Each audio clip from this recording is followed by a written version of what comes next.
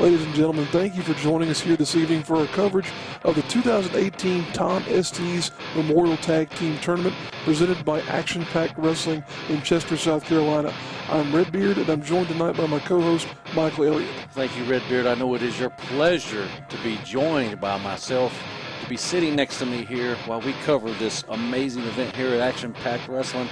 This is the Tom Estes Memorial Tag Team Tournament, the 4th annual Tom Estes Memorial Tag Team Tournament, Redbeard. We got a huge night of action. 8 teams are entered into this tournament, and guess what? Not only if you win it, do you win the prestigious Tom Estes tournament, you will also be the Action Pack Tag Team Champions, or as the Gymnasty Boys would say, Yampions. Champions, that is true. Anytime the Gymnasty Boys are in the ring, those tag team titles will be on the line, so make sure that you're paying attention to that.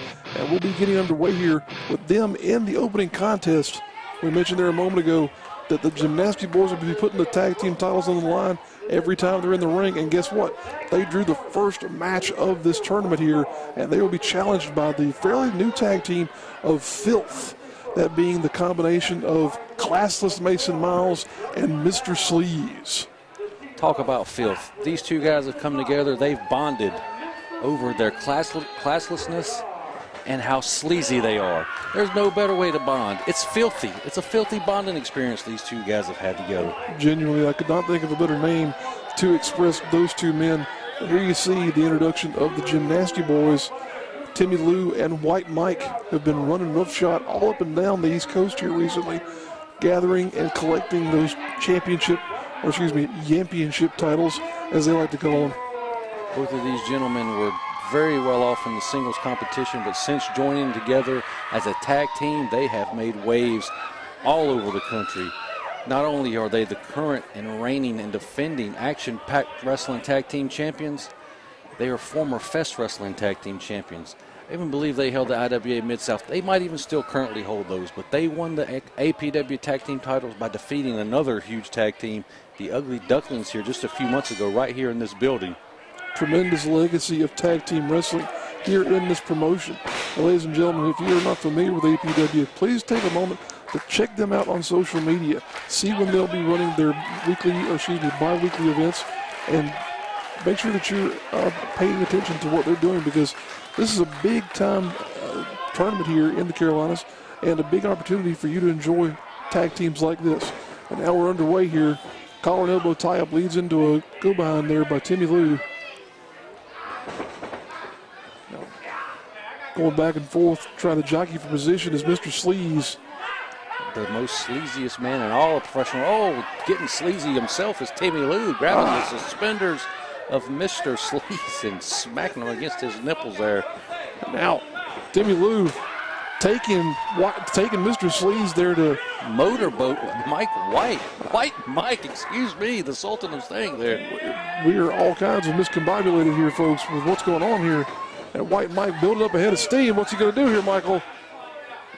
Oh, no. Just poked him right in the mouth. My goodness. Almost went too deep in there, White Mike. Very untraditional offense that you'll see on display in this match for sure. When you have 4 men of this sleaziness and deepness, whatever you want to call it, it'll get you a little tongue-tied. Just a backhand there by Mr. Sleaze trying to show. Oh, wow. Timmy Lou. There's your receipt, Mr. Sleaze. Now Timmy Lou firmly in control, delivering a series of right hands.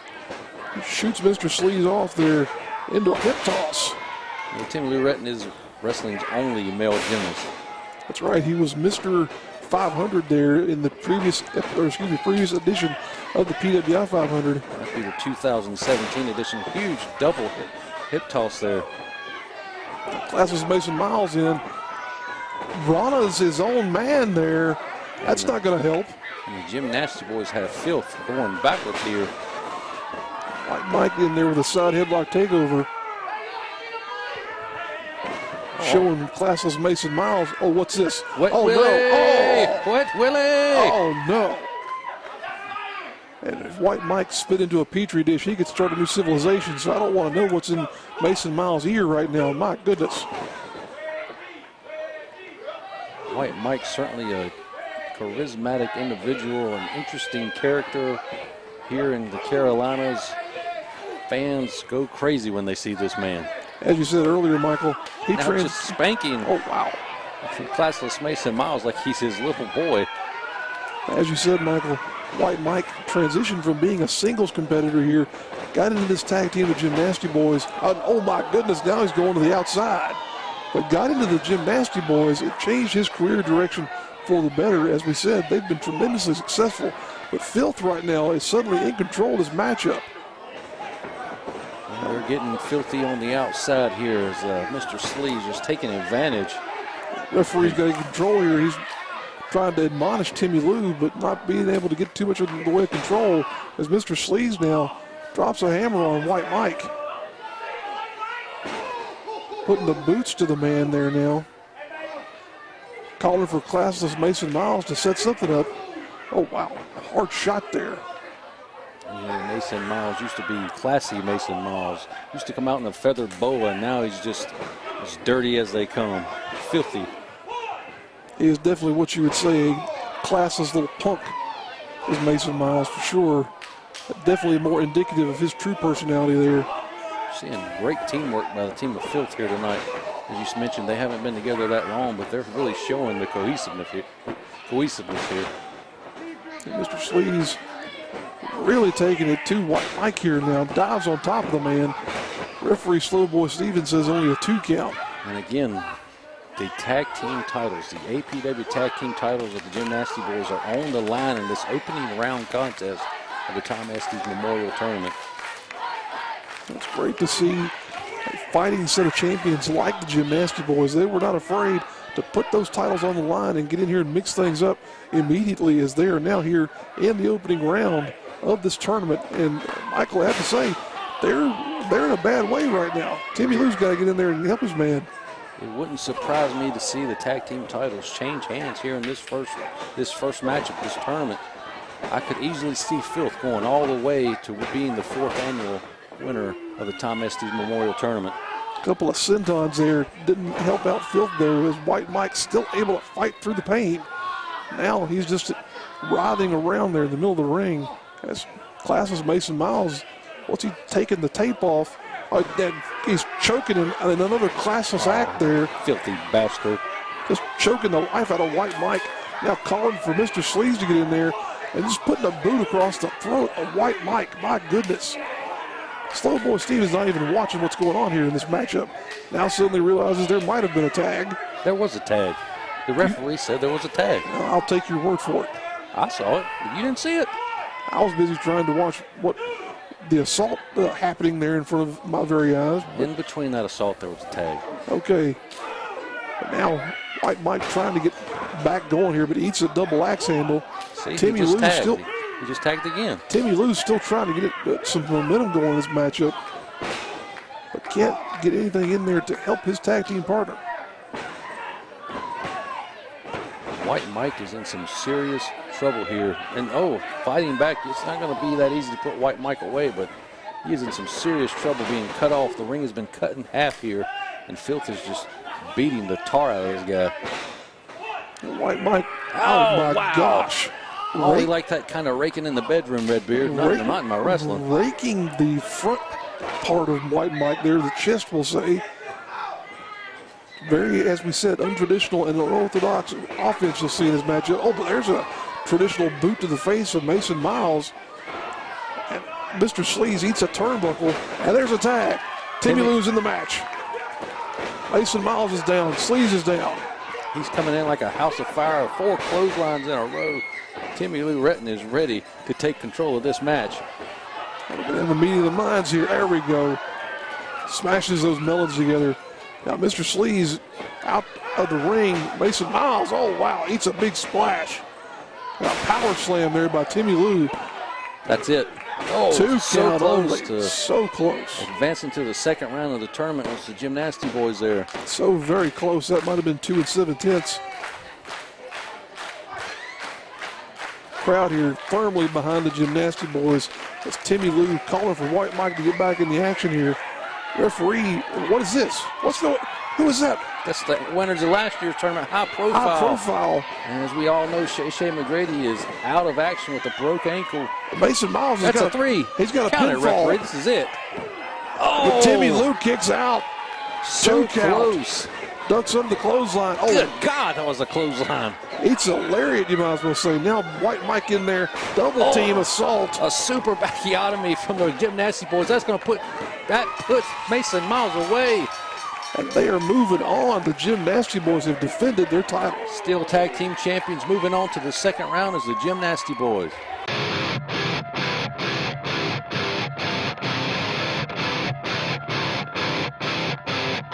Ladies and gentlemen, here we are again. More first round action in the Tom Estes Memorial Tag Team Tournament. We've got a very experienced tag team in the Soul Patrol, Dion Johnson and Sweet Dreams, taking on a sort of a new team of two big bad dudes, and TJ Boss, former APW heavyweight champion TJ Boss, and Jacoby Boykins. Man, these are two guys I would not want to run into in a dark alley, so to speak. There's some big boys in this ring right now. You mentioned the team of Game Over there, TJ Boss and Jacoby Boykins, but sitting across the ring from them in the Soul Patrol are Dion Johnson and Sweet Dreams.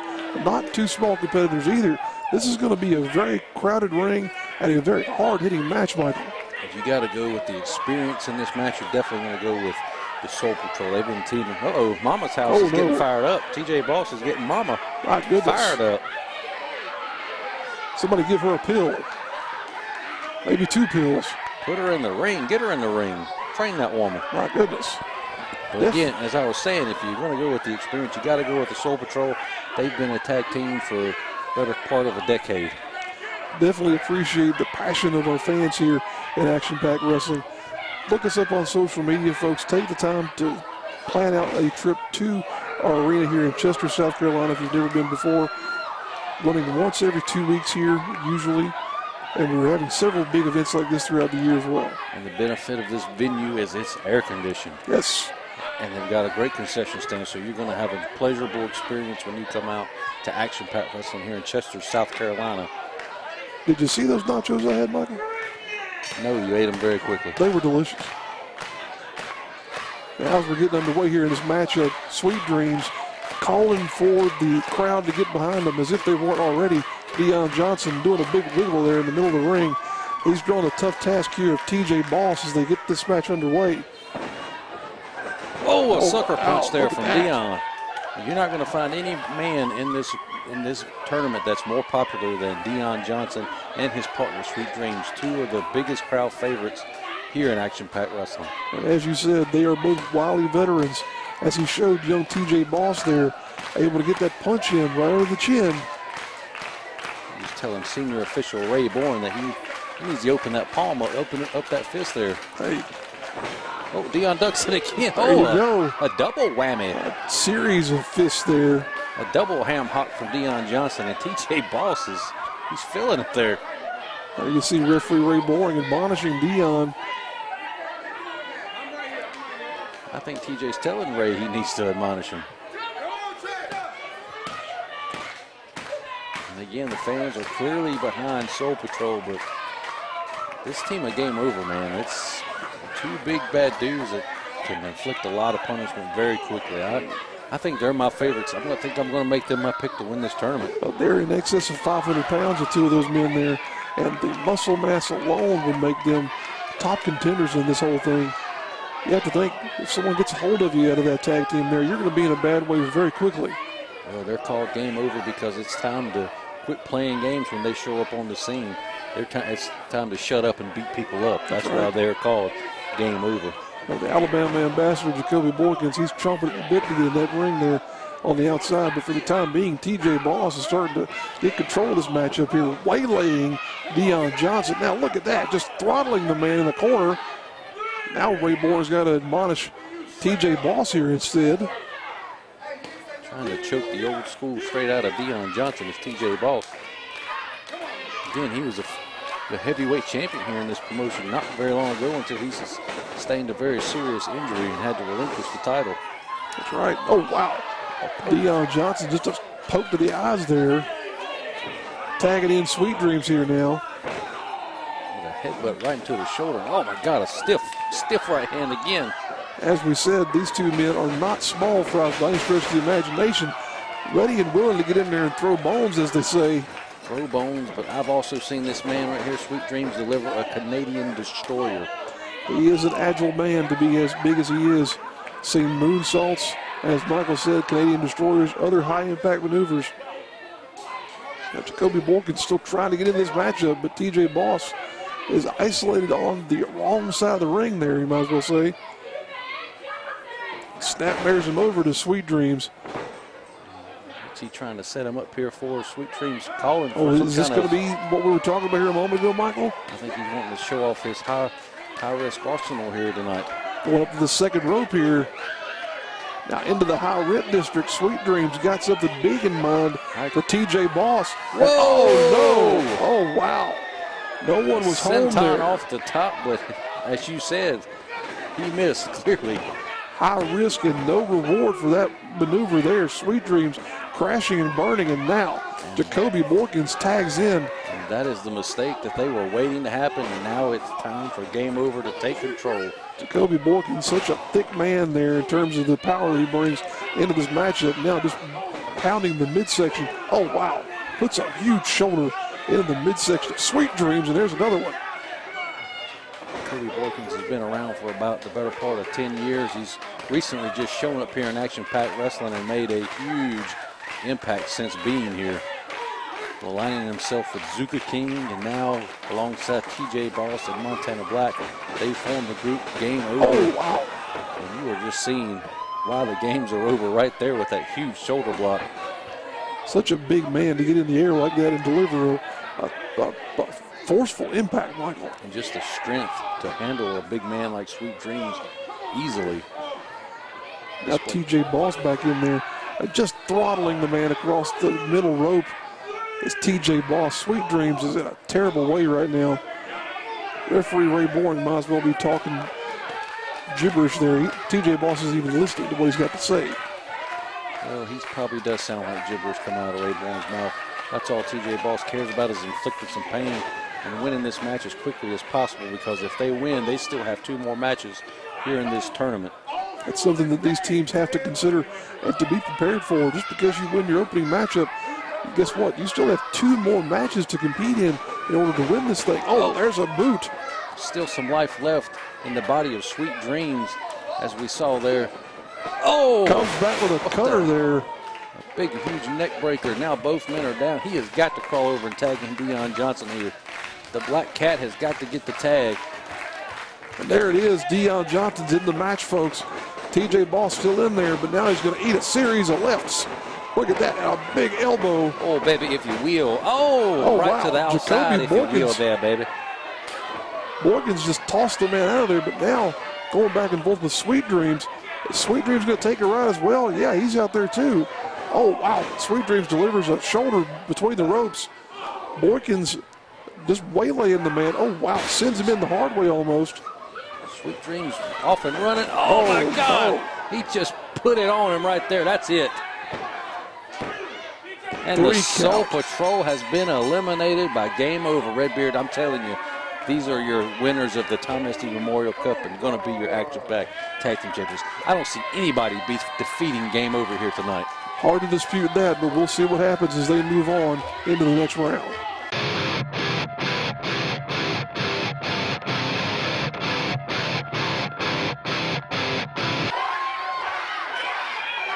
Ladies and gentlemen, our next matchup here, still in the first round of the 2018 Tom Estes Tag Team Memorial Tournament, is going to be featuring the Ugly Ducklings taking on the Chosen Two.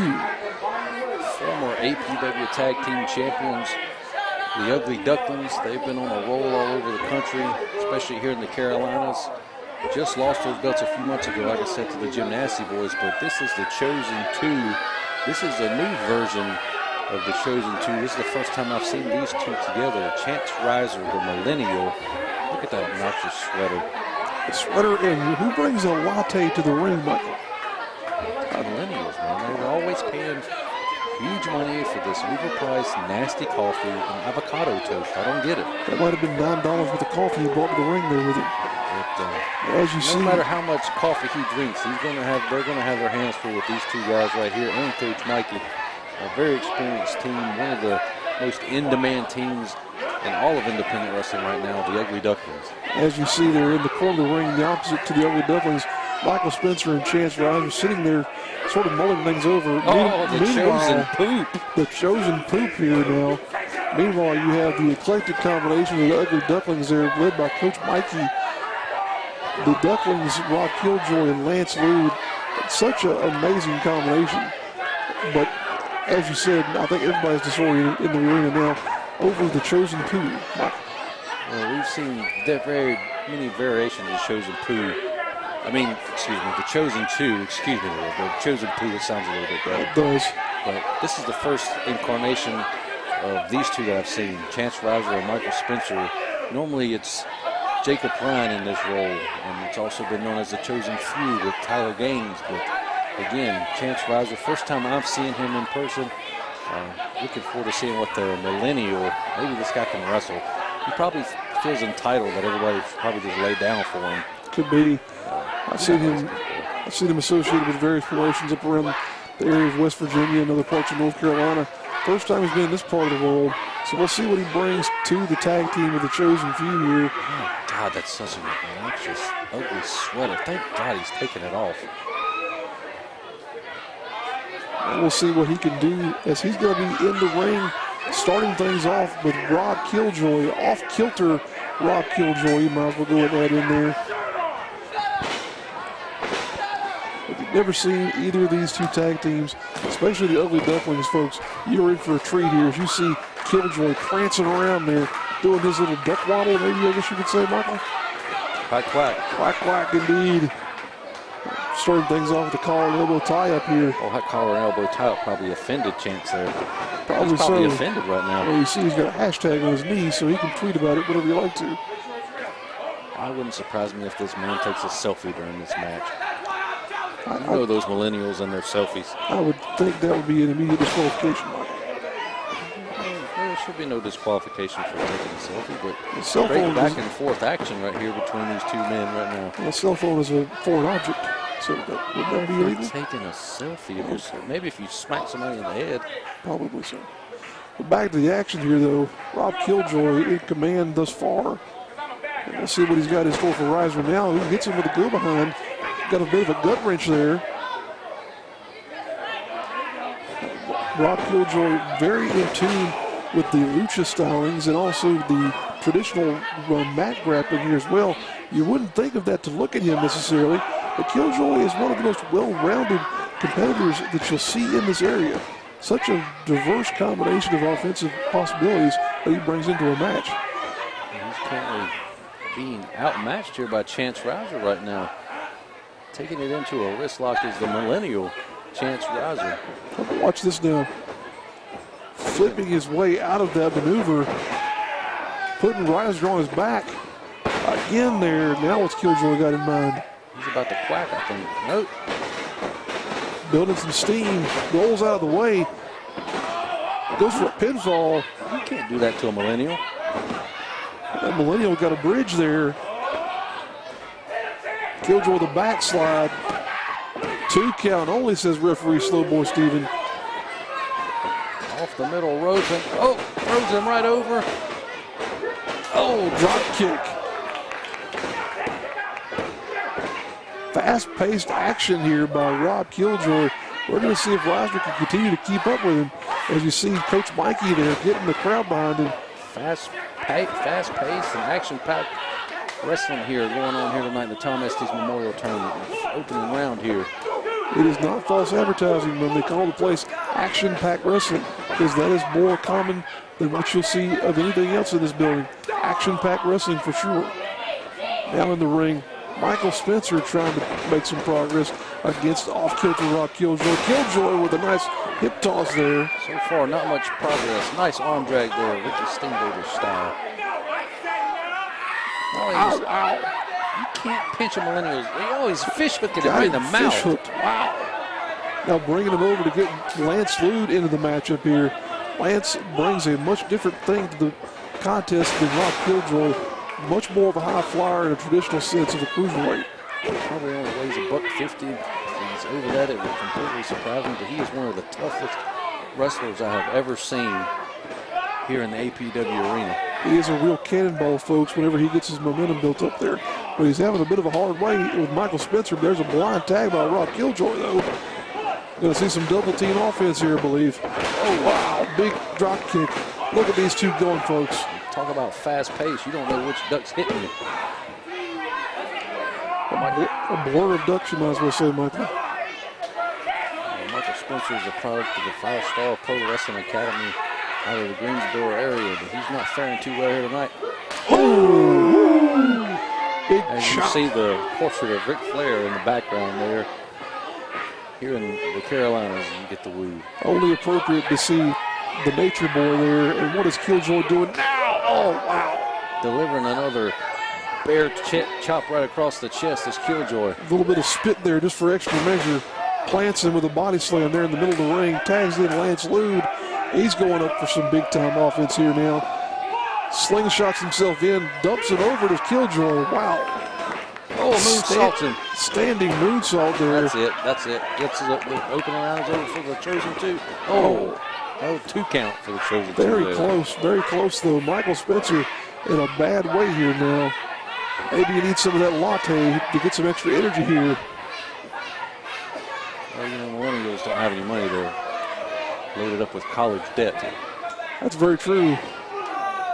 Somehow still able to afford those, as we said, $9 cups of rather bitter coffee. Well, you know, they like to call themselves their first world poor because they have an expensive iPhone and laptop so they can check on the internet how much little money they have in the bank. What they don't have much of right now is momentum. But as soon as I say that, noxious sweater has gotten involved in this match. Dear God. What in the world was that? And now the momentum is in the favor of the Chosen 2. And Lance Lude is in some serious trouble here.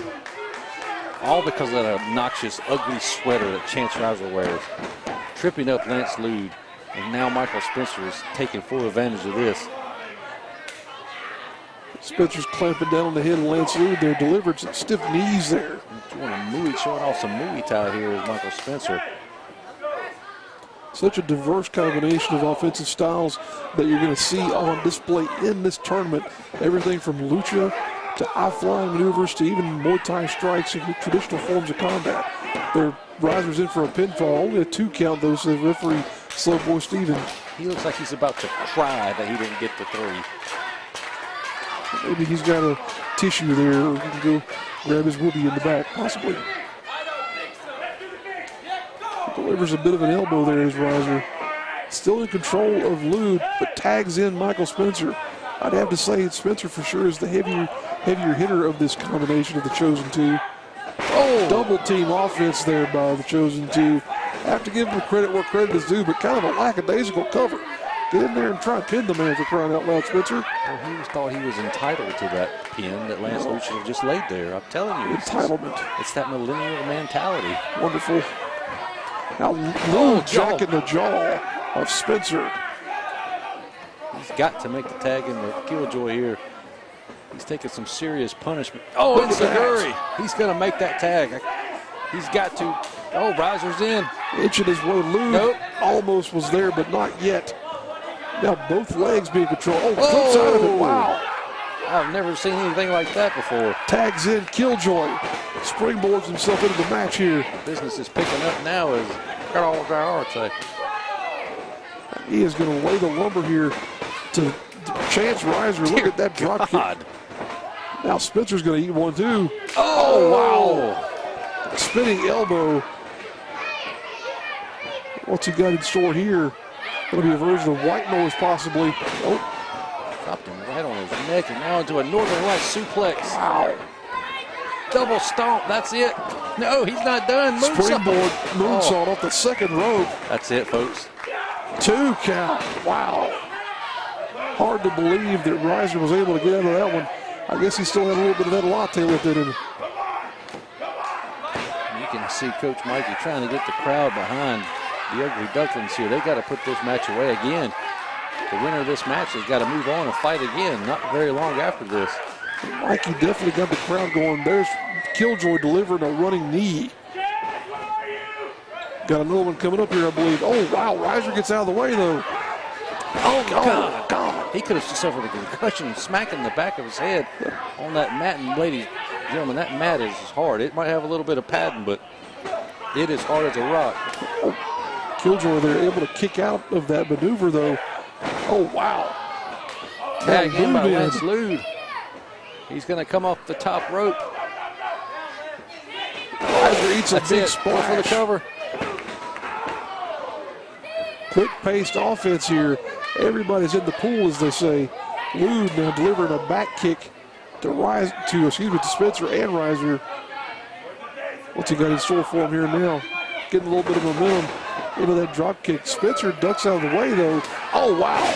Delivering a huge knee to the face of Lance Lude. What has Chance Reiser got? Oh, belly to back suplex. Oh, saved at the last second by that double stomp from his partner was Lance Lude. Got him right in the breadbasket, the softest part of him, you guys will say. And alive. Such offensive maneuvers we're seeing by both these teams. These millennials might not know how to boil water, but they sure do know how to wrestle. Spencer knows how to throw a couple of elbows in there, too. But Killjoy knows how to throw a kick. Wow. Huge bicycle kick right into the face, and outside of the floor now is Michael Spencer and Rob Killjoy, leaving these two into the ring. Lance Lude up and over. Oh, not able to connect with that move. Feel like he might have been going for a version of sliced bread there, but he's now having to fight out this gut wrench. Putting all his weight down. Chance Reiser can't get him up into the corner. Rolls through. He's got him up covered. Oh, springboard drop kick from Rob Killjoy, saving the match for the Ugly Ducklings, and now just dives over takes out Michael Spencer. Willing to throw risk to the wind here. Double knees into the corner by Killjoy, setting up more of their double team offense for the Ducks. Oh, launchpad McQuack! Oh, wow. He just hit him with the launchpad McQuack. That's got to be it. Chance Reiser is out of this. Reiser is done. Lude's going up to the top. What are they setting them up here for? It looks like they're going to go for their finishing maneuver here. They're going to try to hit Chance with the Ducks Day device. If they connect with this, this is over. And there it is. Ducks Day device, and that's it. I think the Ugly Ducklings have got this match wrapped up. There it is, folks. And the former APW Tag Team Champions are moving on into the second round. Wow. The Chosen Two put up a good fight there. You have to give them credit where it's due. But moving on are the Ugly Ducklings into the second round of the tournament.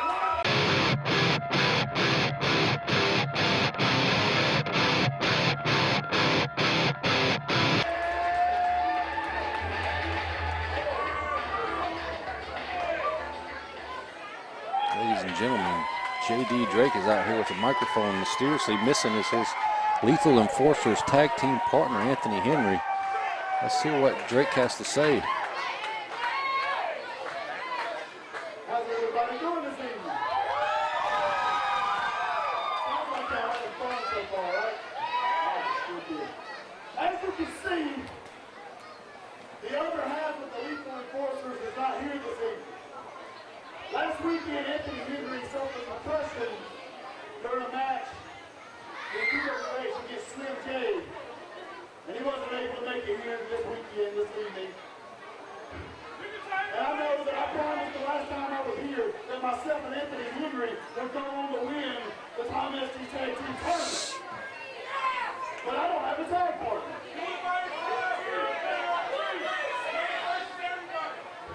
So, I racked my brain. I tried hard to find somebody that could replace Anthony Henry.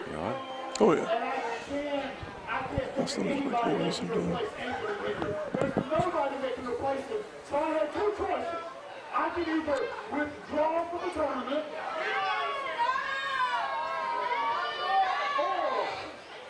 or it could be James Drake and the APW Chester faithful, each and every one of you, with your support. I will do this on my own.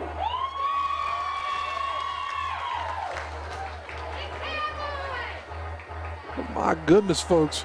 There you hear it. James Drake without a tag team partner as Anthony Henry is injured, having suffered a concussion. But James Drake still willing to continue on this tournament by himself. That's brave of him and very courageous, but here comes his opponents if he's going to attempt to do that. The best Bubba's of Billy Brash and fully gimmicked Ethan Case. He's going to have his hands full if he thinks he's going to take these guys 2-on-1. You know, as brave of a man as we know James D. Drake to be, I cannot say this is a good decision. He's going to be in there by himself against these two men, and then assuming he's able to win, well, what then, Michael? Who's he going to be challenged by at that point in time? As we've seen, he'll either be facing Game Over, the Ugly Ducklings, or the current APW Tag Champions, the Gymnasty Boys. But I don't think it's very sound on the part of JD Drake to be trying to win a tag team tournament as a singles. As we discussed here earlier, the conditioning of these men is going to come into play here because you're having to fight not once, not twice, but 3 times in order to win this tournament and to become the new APW Tag Team Champion specifically. But we'll have to see what goes on here. Drake may have more guts than he does brains here on this night. First off, I'm going to quote the great philosopher, Mr. Christopher Jericho, on behalf of everybody here, Billy Brash. We wish that you would just shut the hell up. Oh.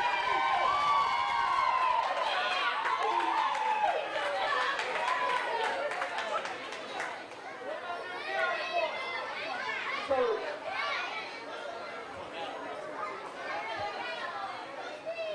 the way it looks, it's going to be the blue-collar badass JD Drake against the real-life Teletubby and Forrest Gump's big brother. Oh, my goodness. So, do you want me to withdraw from the tournament? Do you want me to beat the hell out of them? Withdraw? Fight them? I like that answer too. I feel like I'm beating both of you punks. There you have it, folks. JD Drake not backing down from this challenge whatsoever. Michael, I have to wonder, Ethan Case has got something to say. That's your problem. You want to come out here and you're all worried about violence.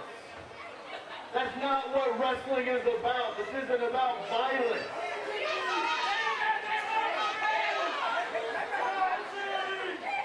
The best Bubba's are not about violence.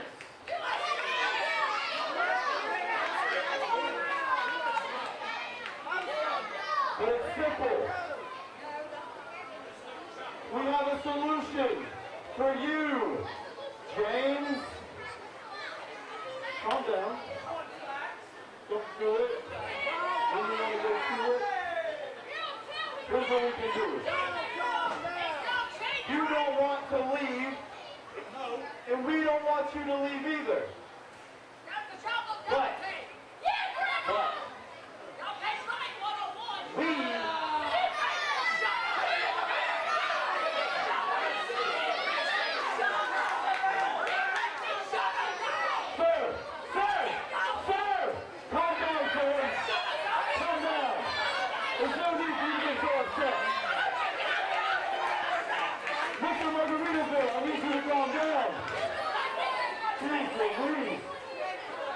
here's what we can do. We will let you advance in this tournament. All we want is that.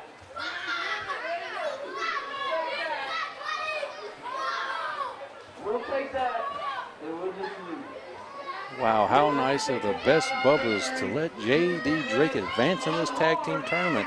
All they have to do, all JD Drake has to do is help him pull down that heavyweight championship that's going to be on the line here in a ladder match later tonight.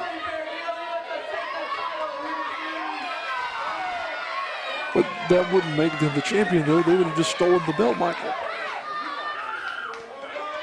Well, that's your logic. That's not the best Bubba's logic. The best Bubba's logic is they'll be the champion. Ethan Case will be the heavyweight champion. Well, the logic that's on display in this matchup may be dictated by JD Drake there. They're doing him a huge favor. They're taking it easy on him tonight. All we want is that. We're going to go around both always, and we'll walk right on out of here. You can win this stupid little cup, and we'll call it a day. Current champion Zuka King may not like that maneuver there either.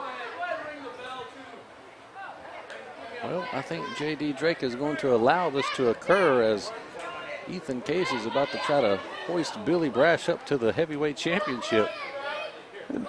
Reconsidering their method there. I don't know what exactly their method for doing this. Oh, now going into kind of a device type maneuver, but I was questioning Drake's approach to even entering this tournament, but since he's getting a bye, basically, it's pretty smart on his behalf. Oh! Wow. What an idiot. Why would you take on these two guys? They suckered him into it, you might as well say there. Now Drake is in command of this match, even though he's facing two men against just himself. The blue-collar badass, J.D. Drake, thinks he's going to beat two men at one time. Now, he's been in the ring with some impressive individuals here lately at Evolve, like Keith Lee and Matt Riddle, both signing with NXT recently, but he's not going to be able to take out both of the best Bubbas by himself. He needs Anthony Henry. He needs his partner for this tag team tournament. He's doing a pretty good job here with Ethan Case, though, this far. Look at that. Sort of a tribute to good old Dusty Rhodes there with those bionic elbows. Well, all good things must come to an end. His luck is going to run out here soon. The best Bubbas are going to get on the same page and easily take this to the second round of the tournament. There you See go. there? I'm a genius. You mentioned the fact that Drake has been, oh wow. This is with that attempted chop there. But you mentioned that Drake has been involved with a number of Evolve events here. But Billy Brash, got to give him credit where it's due as well. He was involved in several New Japan Pro Wrestling Dojo events here recently. Oh, wow. He felt that all the way at the New Japan Dojo. Oh, didn't you, Billy? God. Two hard strikes there by one of the heaviest hitters in the game today, J.D. Drake, the blue-collar badass. The best big man in the business currently. And if you don't believe that, you need to look this man up and watch his matches. And he will prove to you why. Woo! There's a big proof of why he's one of the most feared men out there, too. The mayor of Chop City. As Michael said, the mayor of Chop City is J.D. Drake. But now holding on for dear life is Billy Brash. Oh, no. And they have just taken out the will of Drake here. And as like I said, the numbers game was going to catch up to him eventually. You know, you got to admire J.D. Drake for the courage that he's shown, but eventually numbers are going to overtake him in this match. And Ethan Case is now just working over that left leg. Strategically, they went after that left wheel, as you said there, Michael. Now Drake is in a bad way, trying to get any type of a grasp with that bottom rope to get some relief from the submission maneuver. The Case has got him locked in. And that's the only relief he's going to have is to be able to grab those ropes. He has no one to tag out to. He has no one to come and save him from this beating. Oh, no. You do not chop the mayor of Chop City. Oh, if you take out the wheel, you can do whatever you want to. Hard to deliver a chop when you're down on one knee there, but I'm sure you can probably do it as well as anyone. Oh, Billy dear Brash in there taking advantage of the opportunity to put more impact onto that left knee of James Drake. And at some point, J.D. Drake's got to look at the bigger picture outside of the Tom Estes Memorial Tournament. His knee is just taking a lot of punishment. Look at Brash now bending that ankle in a way that it is not intended to go, torquing the knee all the way around in a circle almost. My gosh, Michael. Now he has him in an STF, a version of the STF here with Billy Brash. But if anybody can pull this off, you know, as much as I don't think he's going to, J.D. Drake could actually pull this off, but like I said, the odds are not stacked in his favor, especially now that not only is he in a handicap match, he's basically got one leg now. One good wheel and only himself to rely on in this matchup. But we're going to have to see what happens here. They're almost picking the bones or the best Bubbas of J.D. Drake here, taking their time and just dismantling that left leg. He just kicked the field goal with James Drake's knee. My goodness. Tagging back in Ethan Case is Billy Brash here.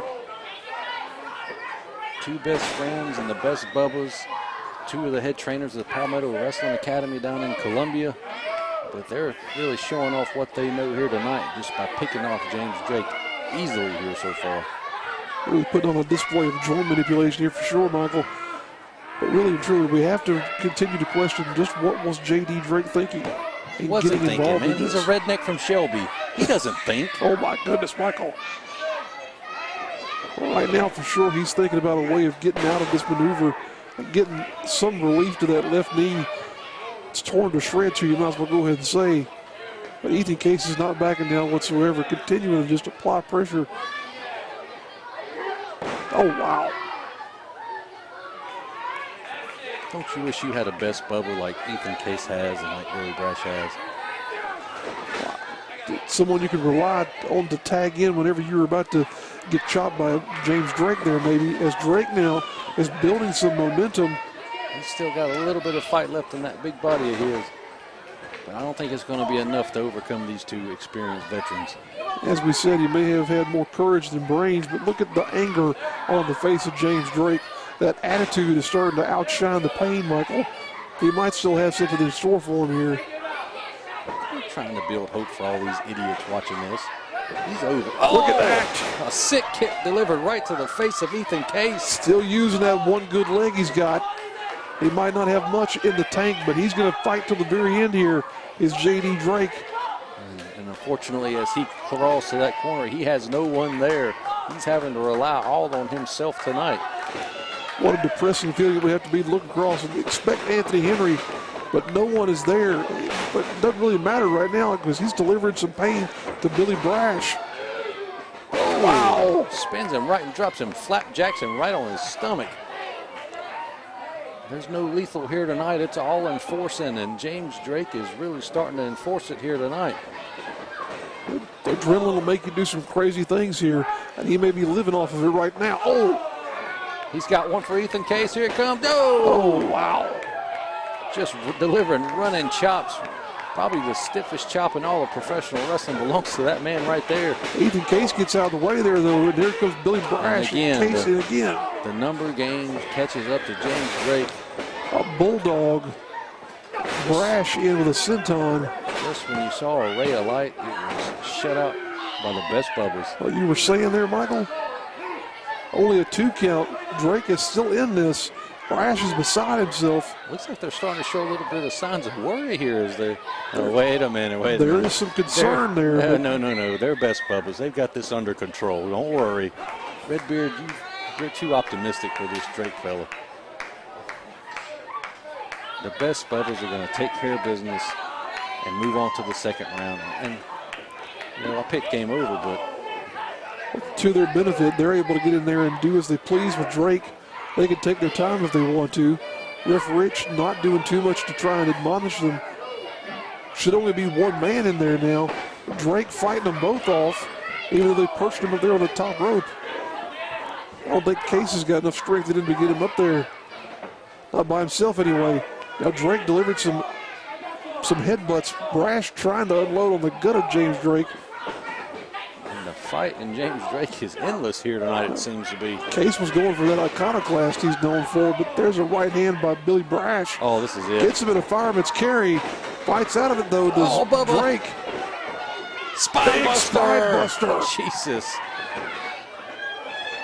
Living up to that enforcer name is J.D. Drake there with that huge spine buster. He can barely stay. Oh, wow. He can barely look like he can keep much weight, or he was playing possum there. He had enough wherewithal to deliver that DDT.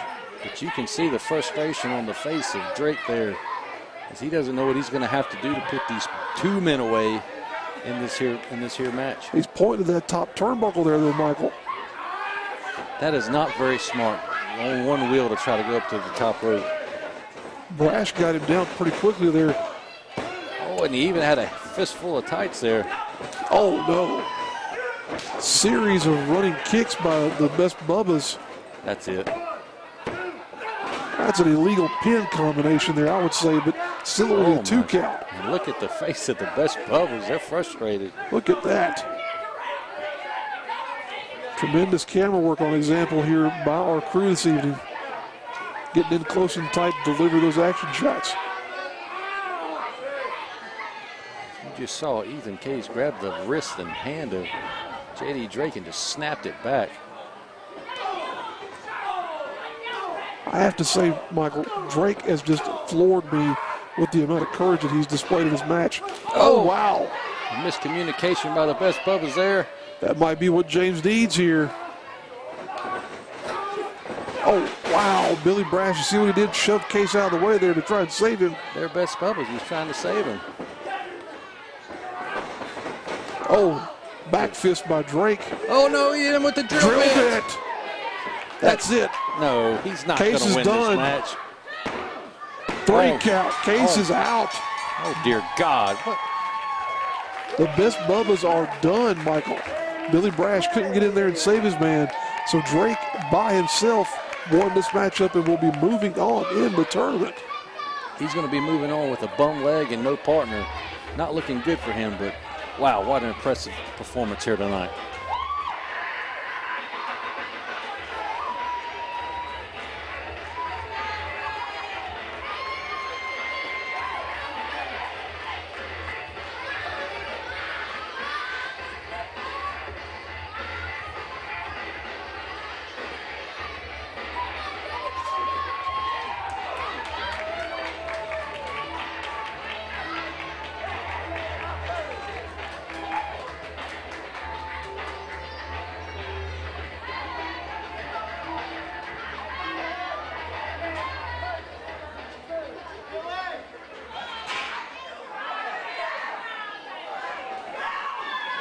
What in the world? Who is this? Folks, we were about to head to the back here to transition to the next match.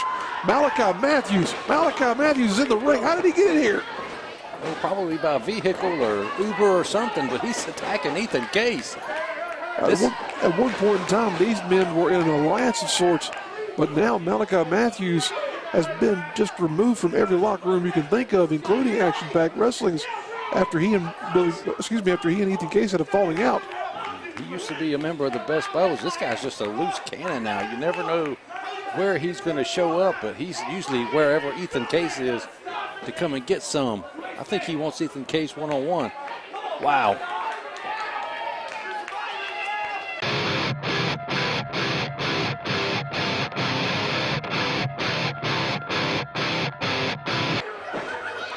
Ladies and gentlemen, this is not tournament action. This is a non-tournament match. A four-way match here between 4 up-and-comers and one well-established name here in Action Pack Wrestling. That's the Son of Light, Elijah Proctor, the Ninja, Brady Collins, the Southern Punisher, Big Country, and Movie Mike are about to all collide right here in front of you here in non-tournament action. Really going to be interesting to see who takes this victory in this matchup. Crazy combination of styles on display in this matchup here, Michael. Is that how he does that? I really don't know. Sure. I'll take your word for it. My word's not very good. It's better than most. But a very strange, I shouldn't say strange, definitely a interesting style of offenses that you'll see on display in this matchup, as you see the Ninja Brady Collins doing his little flip maneuver there into the hero pose. But now the big man himself moving in the middle of the ring. That's the one you got to worry about, Michael. The Southern Punisher, Big Country. We'll say in excess of 500 pounds is Big Country these days. Depends on whether or not he made a trip to the buffet on the way to the show here tonight, I'd say. No matter what he weighs, he's one of the most impressive super heavyweights in this area. The guy moves like a cat, can perform a super kick, which you would not expect. A big man who can move that fast is a crazy thing. Oh, wow. Brady Collins getting things off in a hurry here. Oh, dropping the Hollywood star right across the midsection of Elijah Proctor there. Movie Mike, a flashy young man that we've got here. Very entertaining, so to say, about Movie Mike. Looks like he's about to, the scene has started. We'll film a scene there between Collins and Big Country as Mike just content to get out of the way. Oh, wow. You do not want to run into that big boulder of a man, Big Country. Collins might be. He found out firsthand. Ooh. Now Collins has got a depression in his chest. Collins might be giving away 250 pounds to this man. Oh my God. This movie Mike is directing the film right behind the back of Big. Whoa, that's, I don't think he wants to star in the film there, Mike. No. Movie Mike content to, we'll say, fix some things in post there. Add some special effects to this movie that he's producing tonight. Big Country did not think that that was 30K, brother. Brady Collins is in a mismatch of epic proportions right here as he tries to make some kind of a dent in the armor of Big Country. Movie Mike taking a break from the film to help the Ginger Ninja here. It's going to take at least 2 men to take down Big Country, I would say. It might even take Elijah Proctor if he can get back to his feet and into the ring. Oh, but Proctor, he's going into business for himself there as he takes out Collins. Mike's going to have to do his own stunt work here. Oh, wow. Huge headbutt and putting the filmmaker on the floor. Here comes in the son of light, Elijah Proctor. And he's going face to face with the big man himself. Elijah Proctor, no little man either. Not afraid to get in there and mix it up. Proctor is a hard striker, but Big Country is probably even more of a striker than Proctor. Oh, delivering an elbow right into the back of the head. Oh, and there's your receipt, Elijah Proctor. These two men going tit for tat here with these elbows. Oh, that was a pump kick by Proctor, though. Not able to take the big man, the super heavyweight, off of his feet just yet. Got him on Dream Street, though. Oh, look at that. Super kick right to the midsection, taking all the wind out of Elijah Proctor's lungs. That's some of that agility we were talking about there a moment ago with Big Country. Just catches Brady Collins. You can fly high, but it doesn't work. Oh, what a fall-out slam. Oh, a running knee there by Movie Mike. Now that was 30K, brother. That knee was 30K. What does that even mean? I'm not hip. I've got a 4K TV. Mine's not near 30K, so I couldn't tell you, Michael. Well, this is about to be 30K look on the face of Movie Mike as Big Country is just staring him down. Mike is trying to find a way out of this scenario here now. The filmmaker is promising him the lead role in his next major motion picture, but I don't think Big Country wants it. He's going to have to sign a 6-figure contract, I believe, to get out of that one. Collins is going to be the recipient of even more punishment here now. As Mike and Country seem to have gotten some sort of an alliance going. Shoots Collins across. Oh, with a big kick. Stiff Super kick. kick. Oh, wow. Still not off of his feet as Big Country, but there goes Movie Mike taking advantage of. Whoa! Wow, look at that springboard off the belly of Big Country. Now Proctor back in with more of those heavy dear strikes. God, he just took his head off and turned him inside out. Collins is out on the mat there. Proctor's trying to knock everybody out of this match with those elbows. Just taking full advantage of the opportunity before him. Oh, cannonball. The big man is finally off of his feet, retreating to the floor. Proctor now firmly in control of this matchup. He and Collins are isolated in the ring. Mike and Big Country are outside. This is the opportunity that the Son of Light needs to win this match. Oh, wow.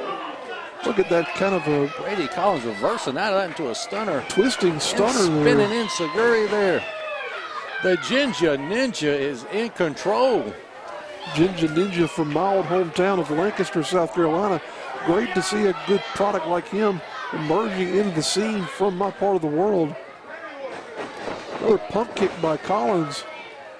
These two are going hot and heavy in this matchup here now. Gets him over into a bridging suplex. Karate chop. Mike just chops the man right dead in the middle of his chest. My goodness. You know, Movie Mike is the only director or actor that has never went straight to DVD. He's always in the movie theaters. Oh, my goodness.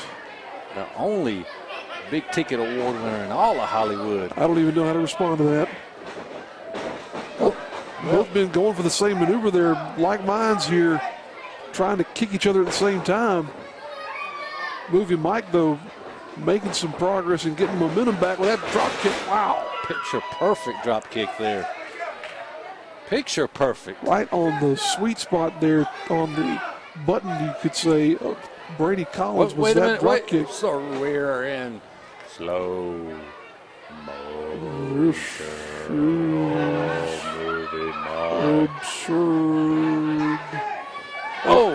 now we're back to full speed. Just like that. And he gives himself a round of applause because no one else in the audience sure did. You know, I hate to say that they didn't know what was going on, but sometimes the crowd just isn't smart enough to realize what's happening. But be that as it may, Movie Mike.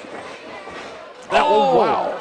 Suicide dive from the Ginger Ninja to the floor, taking out the Son of Light. I was going to say Movie Mike was in control here, but Brady Collins just got an ounce of determination there himself. Mike, don't, whoa, what? Oh, Wow. and again. Collins just pushes Mike out of the way, if I can get my words straight here. He is on fire here tonight. My goodness. Wait a minute, what? He's going to do it again? He's going to take out the big man? Oh, no. Better luck next I time. could have told you how that was going to go. Big Country just manhandling Collins. He's able to fight his way out, but continuing to try to jump on that big man is not a very smart move. Oh, able to reverse it and push Big Country into the post. Wow. Taking him down. Using Country's own momentum against him there, Collins did. Almost it seems as Movie Mike and the Ginger Ninja have formed an alliance, so to seem, here in this match. Well, Mike has had so many. They're the same color skin, Sam? No, what? Wait a minute. Whoa. Springboard kick. Wow. Such a tremendous style of offense. Oh, wow. But there's Proctor with more of that hard-hitting offense of his own. Another cannonball. Proctor now is telling Collins he's done. Just flipping him out of the corner and going for the cover. Mike drives back in there. He wants to make an impact in this matchup, Michael. Not ready for the final cut. It's Movie Mike. Oh, huge elbow there. Proctor's on Dream Street here now. Mike is in control. He might have had the first real opportunity of winning this matchup. Oh, whoa. Oh, wow. Never stop. You always wind up getting slapped if you stop. Overhand slap there by Elijah Proctor. Oh, he just hit him with the final take. That was the final take there. Mike's signature maneuver. All he has to do now is make that cover, and this match is over. What's Collins doing, though? Oh, wow. Amazing senton there off the second rope. Able to pull himself together at the last moment there was Collins. Here comes Big Country emerging Final back take in the again, ring. that's it. Oh, wait a minute, what? Oh, Country dear is back. God, this is not a man that you want to have his hands around your neck and head. My goodness, he's going to squeeze him like a pimple. Oh, no. Mike able to counter it, though. Look at that. Boxing the ears of Big Country. Oh, no. Oh, no. Sit down, choke slam. Oh, dear God. That's it. No. And Big Country is your winner in this four-way match here tonight. What an impressive victory for the Southern Punisher. Those three men could not overcome the mass of Big Country.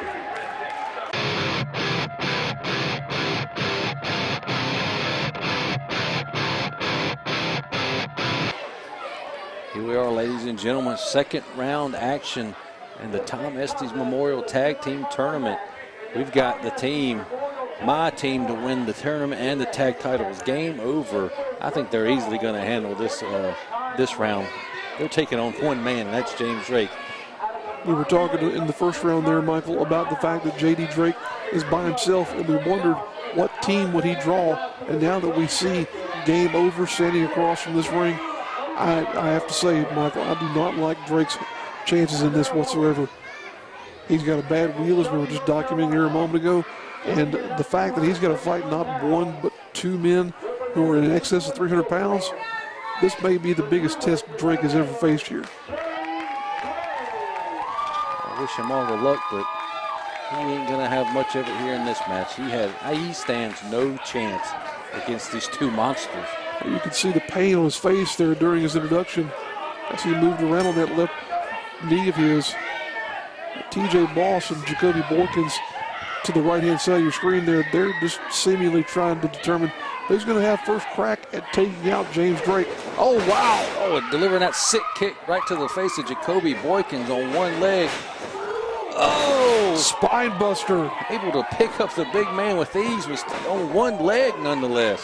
Almost an end to this match before it really got started too much there, Michael. And these two men right here have a storied history here in action-packed wrestling, feuding over that heavyweight title. Had a series of hard-hitting matches, which TJ Boss eventually came out on top of in a tables match. They have beaten each other from pillar to post in this building.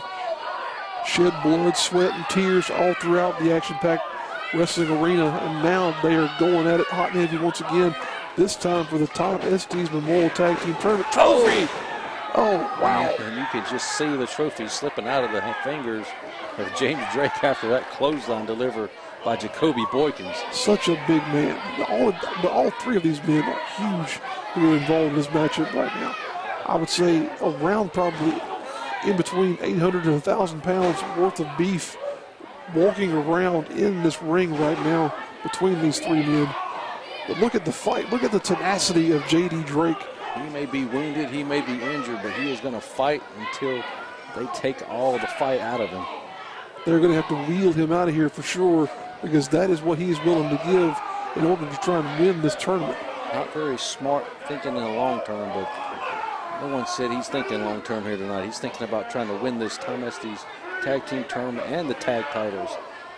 Once again, as we said earlier, he may have more courage than he does brains on this night, but adrenaline and courage will do a lot for you in certain circumstances. TJ Boss and Jacoby Boykins firmly in control.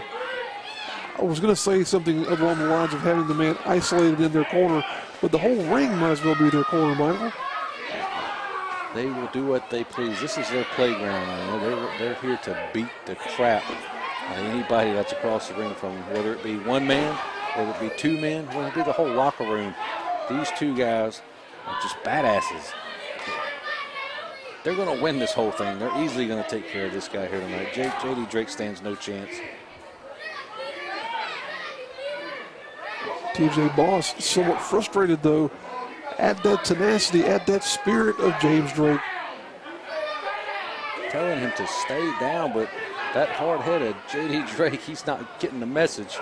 You're going to start seeing that sort of injured wolf mentality coming out here with James Drake, potentially, where he's just willing to do anything that he can think of in order to try and stay in this matchup.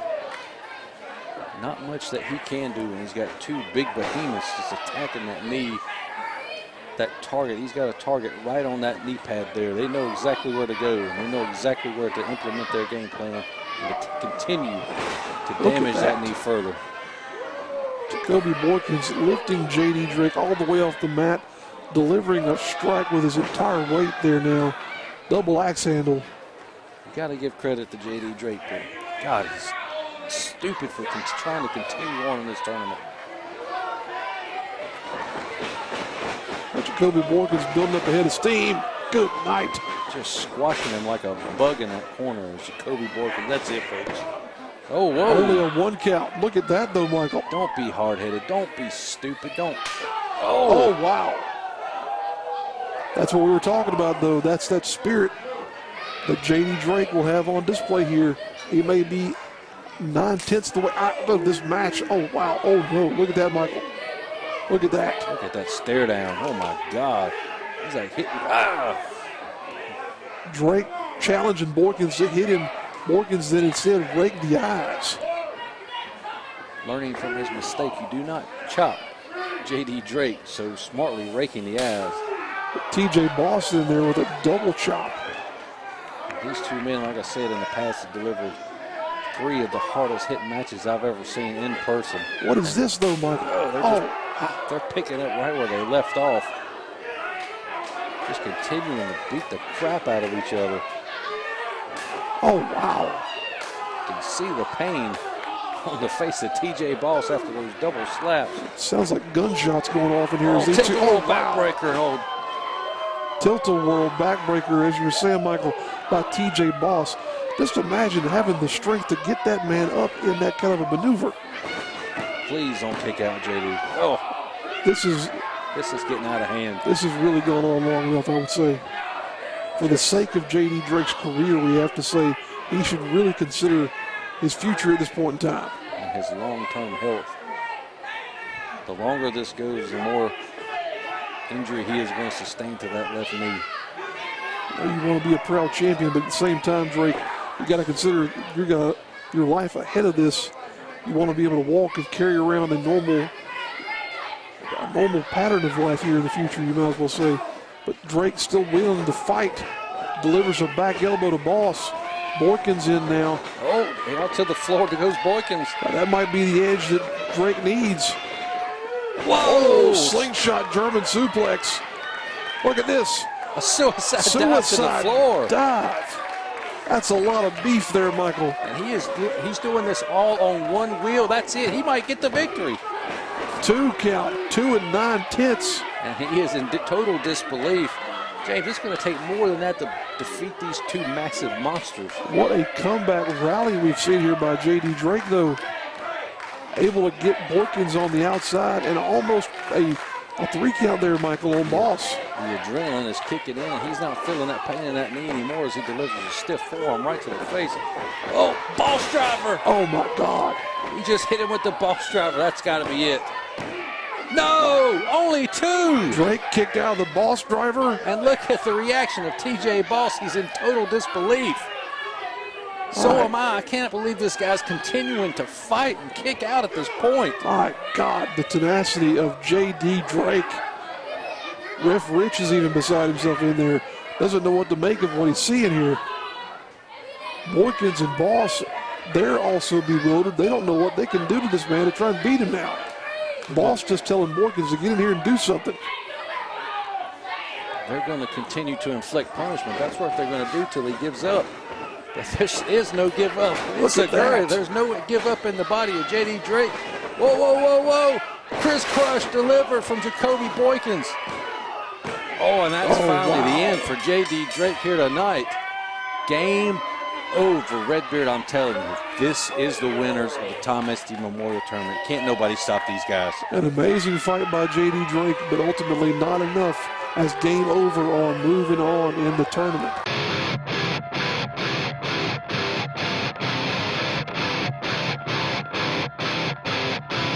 This next contest is a semifinal match in the Tom Estes Memorial Tag Team Tournament. And we expect a one fall with a 20-minute time limit. It is Lucy Place. A country win by Coach Mikey at a combined weight of an undisclosed amount of rubber duckies, collectively from ponds unknown, the team of Lance Wood and Ryan Kilgore, the Ugly Ducklings. Folks, we're continuing on here into the second round of the tournament as we see the matchup here between former champions and current champions as we're introducing now the Ugly Ducklings, and you're about to see, there they are, the current APW Tag Team Champions, the Gym Nasty Boys. And these Gym Nasty Boys, as I said earlier in this broadcast, they won those tag team championships by defeating the Ugly Ducklings. So this is a rivalry that spreads far out of the Carolinas, all over the country. Numerous times have these two teams wrestled, countless times. Back and forth action, back and forth matches. You never know when these 4 men step into the ring who's going to win, who's going to walk out on top. They know each other so well. They know what each other's going to do. This is sure to be a very entertaining contest between these 4 men. And there you see referee Ray Boring showing off the APW Tag Team Championship, as once again it will be on the line in this matchup. Whoever wins this tournament will not only be the winner of the 2018 Tom Estes Memorial, but also the coveted APW Tag Team Championship. The winner of this match is going to be moving on to the finals to take on Jacoby Boykins and TJ Boss, the team of Game Over. A frightening duo if ever there was one, Michael. But like I said, these 4 guys are tag team specialists. They've been fighting all over the country. This feud has spread around from the Carolinas all the way up and down the East Coast into the Midwest, everywhere. And it's been brought with rave reviews that people have seen these 4 men in the ring together. It's almost kind of reminiscent to me of the Midnight Express versus the Rock and Roll Express back in the NWA Jim Crockett days. Very much so. You hear stories of tag teams like that having fought all around the world, all around the country. And these these two teams, these four men, you could say, have done exactly the same thing. It's just when they get together, there's something about them all being together. There's electricity. So you know something exciting is going to happen when these two teams are facing off. And what a treat that we're getting this match in the semifinals here in the Tom Estes Memorial Cup Tournament. A lot of people thought this could have possibly been the finals. And, you know, if anybody can defeat Game Over, which I don't think many people could, it could be the winner of this match. It's like catching lightning in a bottle, seeing these teams in the ring here at the same time. We're going to see what happens here as Killjoy and White Mike are opening things up for us. We're going to see some additional examples of what Killjoy likes to do in terms of joint manipulation here, I believe, Michael. Look at him working that finger and hand over. White Mike and Timmy Lou, they like to say that they're too deep. But White Mike might not be able to do that if he's dealing with a couple of broken fingers here from Killjoy. Do you care to explain what that means, Redbeard? We have children in the room, so I will refrain from doing that at this moment in time. This is a family show, ladies and gentlemen. Kids, ask your parents. Now Killjoy flips over White Mike, but White Mike holds on to him there. Not letting go of that wrist lock is White Mike. Proves you what we were saying here a moment ago, folks, about how well these teams know each other. Able to scout their offenses, and you might as well say predict what the other team is thinking almost. No scouting needed. Like you said, these guys know each other like the back of their hand. Lance Lou in the contest here now, wearing out that left arm of White Mike. Lance Lou, a long-time competitor here in the Mid-Atlantic. At one point in time was the holder of the PWI Ultra J Championship. Impressive agility there by the Sultan of Stank, White Mike, to get out of that hold. That's right. What is Lance Lou doing? He's flapping those wings, trying to get some momentum going here. Wow. Able to flip right out of that. Distracting White Mike with the craziness, and they're just able to flip right out and make the tag into Killjoy. And you see the tag team strategy on display there as he dragged Mike back into their corner.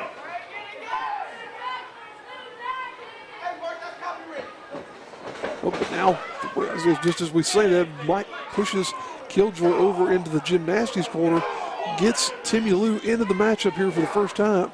And you know, the gymnastic boys are fun-loving guys, like to have fun, but when they get in there and it's serious, these guys go and they go hard, and they're not afraid to take somebody's head off. Timmy Lou not afraid, as you said there, Michael, to get in and have a fight with somebody like Rob Killjoy. But these two, with their history of high-flying antics, they might be putting on a show for us. Whoa, wait a minute. This is 2018. What are we seeing this guy, this abdominal stretch? Oh, are they trying to kill the business? And early on in the matchup here, no less. But a hip toss there by Timmy Lou. Oh, with a Jack Briscoe-esque arm drag as Timmy Lou Retton. I bet many people won't get that reference. I was just thinking here, Michael, Jack Briscoe reference in 2018. We're trying to kill the business. You and I know what we're talking about, but does anyone else? And look at him just clamping those thighs and knees around the head and neck of Timmy Lou Retton. As he raises him up, you can see the pain on the face. Strong head scissors there by Rob Killjoy, but Timmy Lou going to try and bounce his way out of it. Well, he just slips right out. And tackles Rob Killjoy there, but Killjoy uses Timmy Lou's own momentum against him.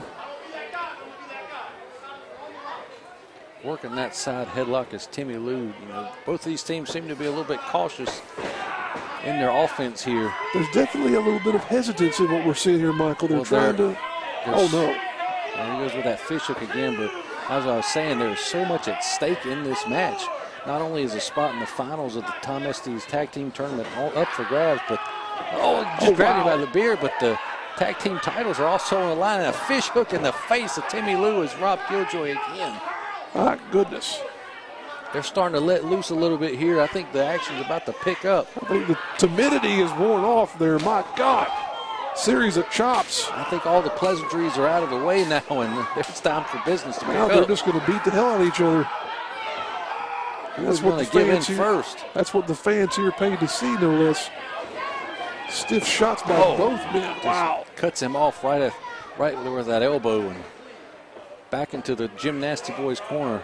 Rob Killjoy is in no man's land, so to speak, right now.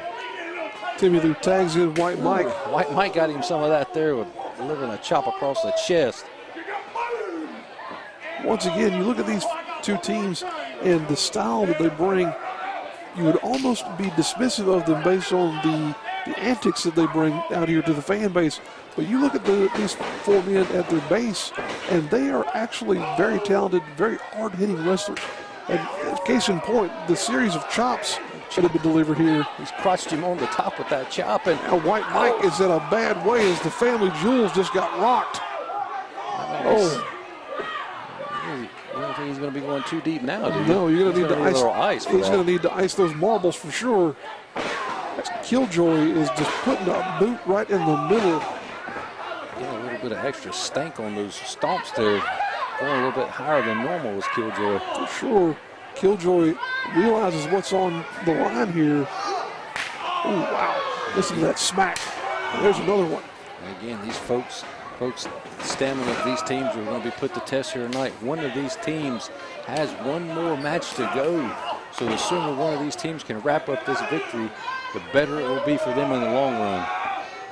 Oh, wow. A little bit of Three Stooges poke to the eye. White Mike cannot see. No.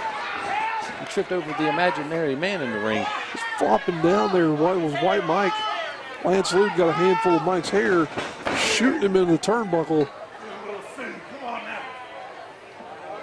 In a match like this, it's hard to pick. If you were a fan at ringside, who would be your favorite? It's hard to pick just because, like you said, both of these teams know each other so well that either one could pull out the win just like that with the blink of an eye. Lance Luke trying to go for a pinfall there. Brings White Mike back over into his corner. Tags in Rob Killjoy.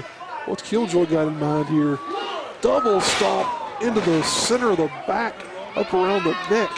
My goodness.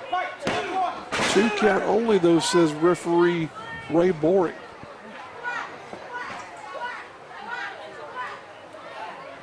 You have to, as we said there on multiple occasions, think about the conditioning of these men. You're getting to a point now where these two teams have been in action for almost 40 minutes here tonight. You think of a standard match going somewhere in the area. Oh, wow. They're almost not getting that sunset flip. Was able to get Timmy Lou over just for a count of 2. Think of a normal match going in the area of 10 or 15 minutes. These men will have been in there for probably close to an hour by the end of this evening. That's just crazy to think of. But at the end of the night, for the winner of this tournament, it's worth it. You'll be the tag team champions. You'll be able to have the bragging rights that you are the 4th annual Tom Estes Memorial Cup winner. Killjoy went for that springboard there, but missed. Timmy Lou with a reversal, taking him up and over. Now, Rob Killjoy reverses it, ducks it, comes off, takes out that knee. Oh, my God. Timmy Lou's in some serious pain here. As you can see, he's got that left knee braced up. We've already seen one competitor more or less taken out of this tournament by virtue of a knee injury in the form of J.D. Drake. And now Timmy Lou is in a bad way as well. And like a wounded duck, Rob Killjoy is all over the knee of Timmy Lou Retton. Wait a minute. What? I understood what you meant, though, Mike. Did you get it? Yeah. It's good. I was confused myself. 2 count in that pinning combination there. Lance Lou, again, the much smaller man, might not have had enough mass to hold down Timmy Lou, even in his injured condition. That injury is going to continue to get worse as the Ducks continue to attack that knee.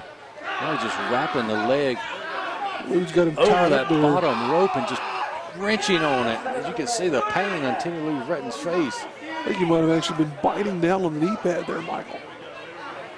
These Ducks are not afraid to get in there and show their ultra violence to the world when they need to. You hate to think of, I don't know that there's such a thing as a carnivorous duck, but they definitely smell blood in the water when it comes to the state of Timmy Lou Retton right now. They're continuing to take apart that knee. They see the bread in the water. You know, the Ducks eat bread crackers. That is true. Very good analogy, Mike. Get your facts right. I tend to think of things that bleed, but you know, that's just me. That's only when you go too deep. And as you can see, Killjoy keeping Timmy Lou that knee wrapped up and just pressuring on all the joints and all the ligaments. And he is desperately reaching out for his partner, White Mike. He's got to get to the ropes. He's got to make that tag, or his knee is going to be swollen and in some serious, serious damage to it. White Mike totally out of range right now. Timmy Lou fighting his way out of this situation that he's in, delivering some right hands to the chin of Killjoy.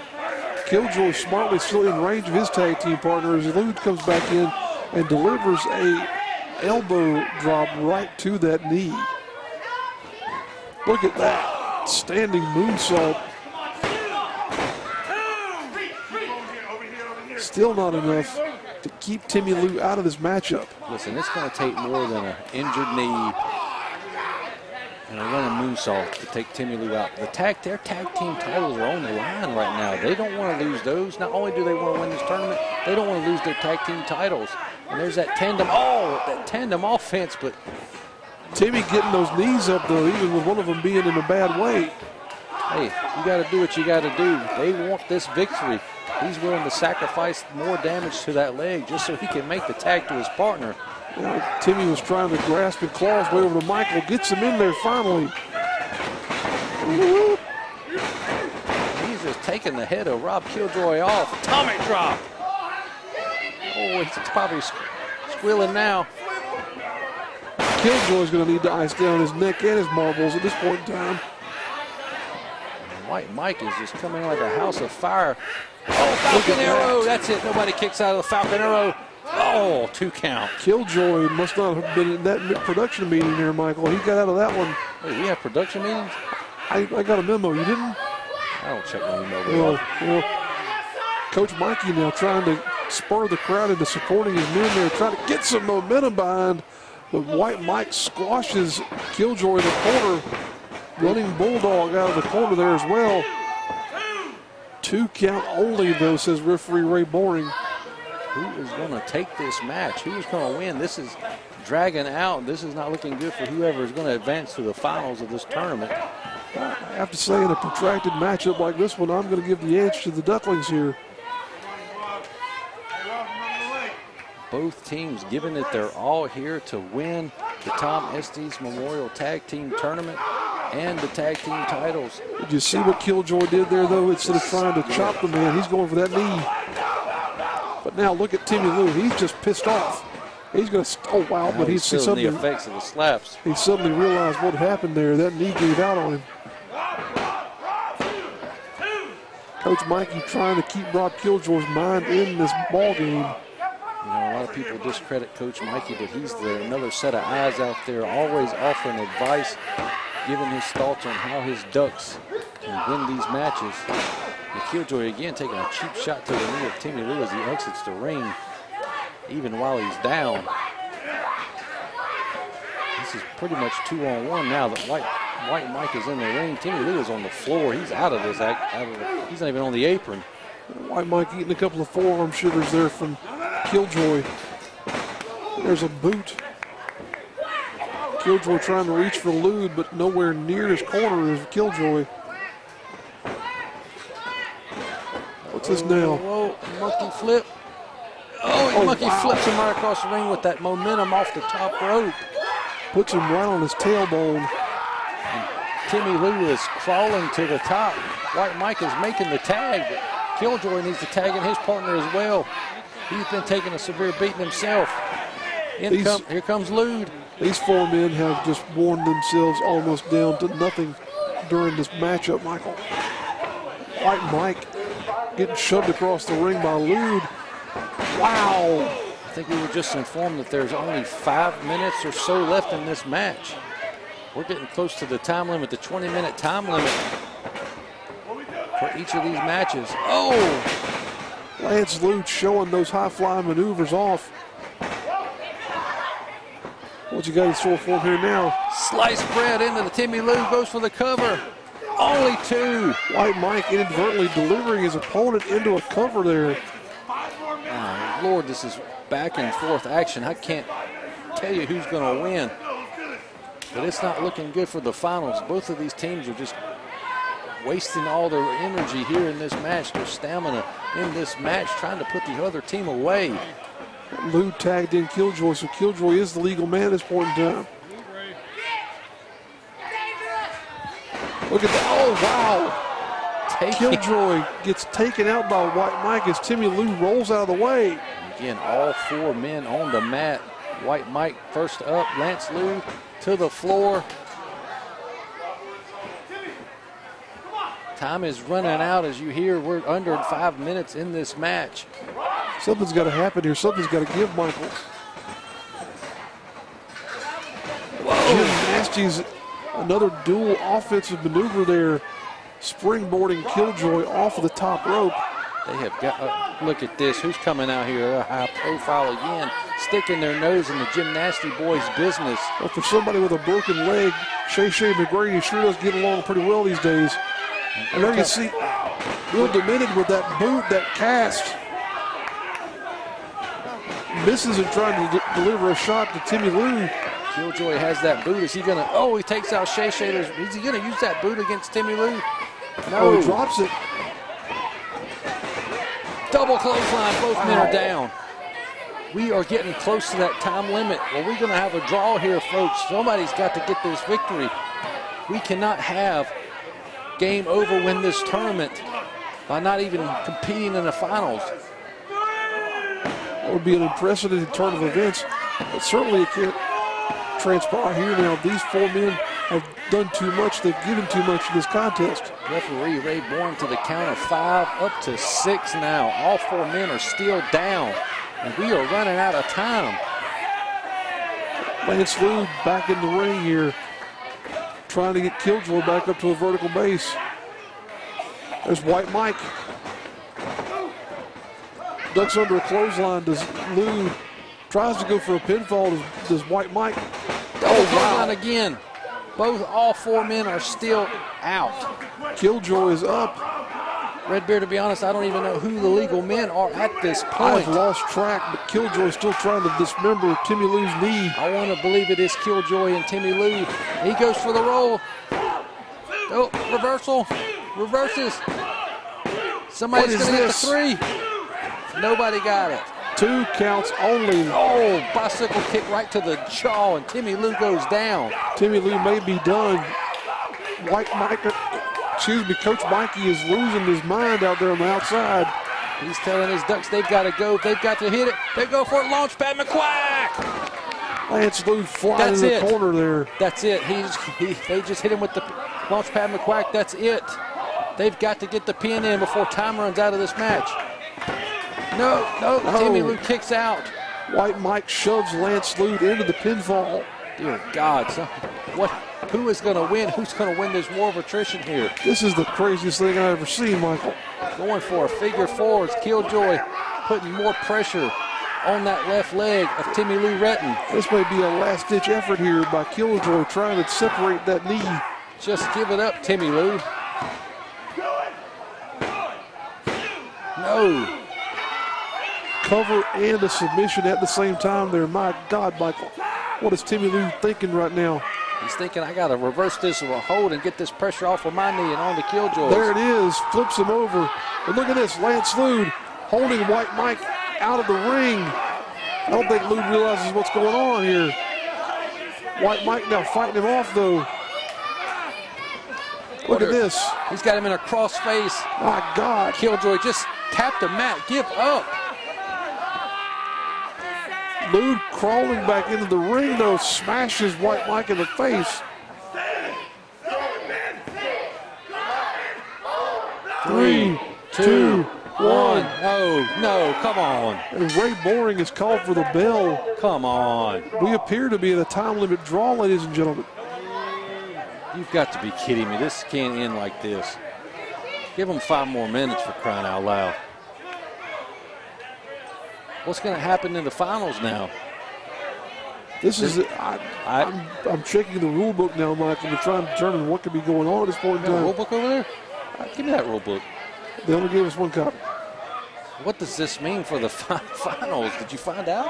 I'm still trying to determine. There's multiple indexes here. Do we have new tag team champions in Game Over? Are they the winners of the tournament and the tag titles without even having to pin the shoulders of the champions? What's going on here? I can't find anything. This scenario isn't even covered in the rule book. Oh God, here comes Game Over. What is this now? Game Over is going to come out here and waylay all 4 of these men. Look at that. Look at Borkins. Oh, he's hitting with the crisscross. Borkins just destroyed White Mike. Oh God, he's the boss driver on the Killjoy. I don't think there's going to be a finals now. It might not matter if there was a winner of that previous match. Look at these 2 men. Timmy Lou just smashed. Now TJ Boss picking up Lance Lee with sidewalks. Oh, delivering the punishment. These 4 guys have already had it all taken out of them. Now just these 2 monsters taking it out of them even more. Ladies and gentlemen, I guess these are your tag team champions and winners of the tournament here. But what's Boss got to say?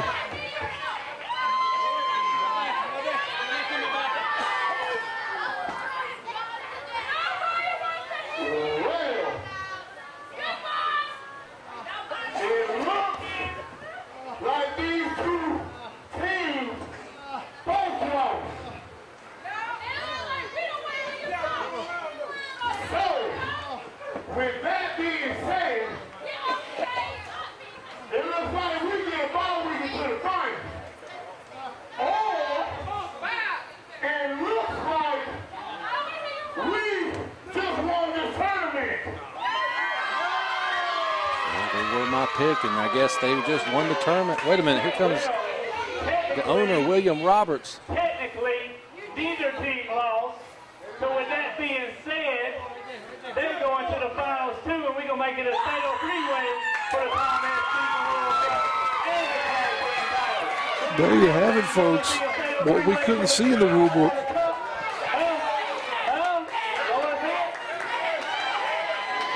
That wasn't in the rule book, Fred Beard. He just made the rules up as he went along. Owner William Roberts coming out here and declaring that they will have a 3-way for the finals of the tournament. My God, Michael. A fatal 3-way for the Tom Estes Memorial Tag Team Tournament and the prestigious action-packed tag team titles coming up here shortly.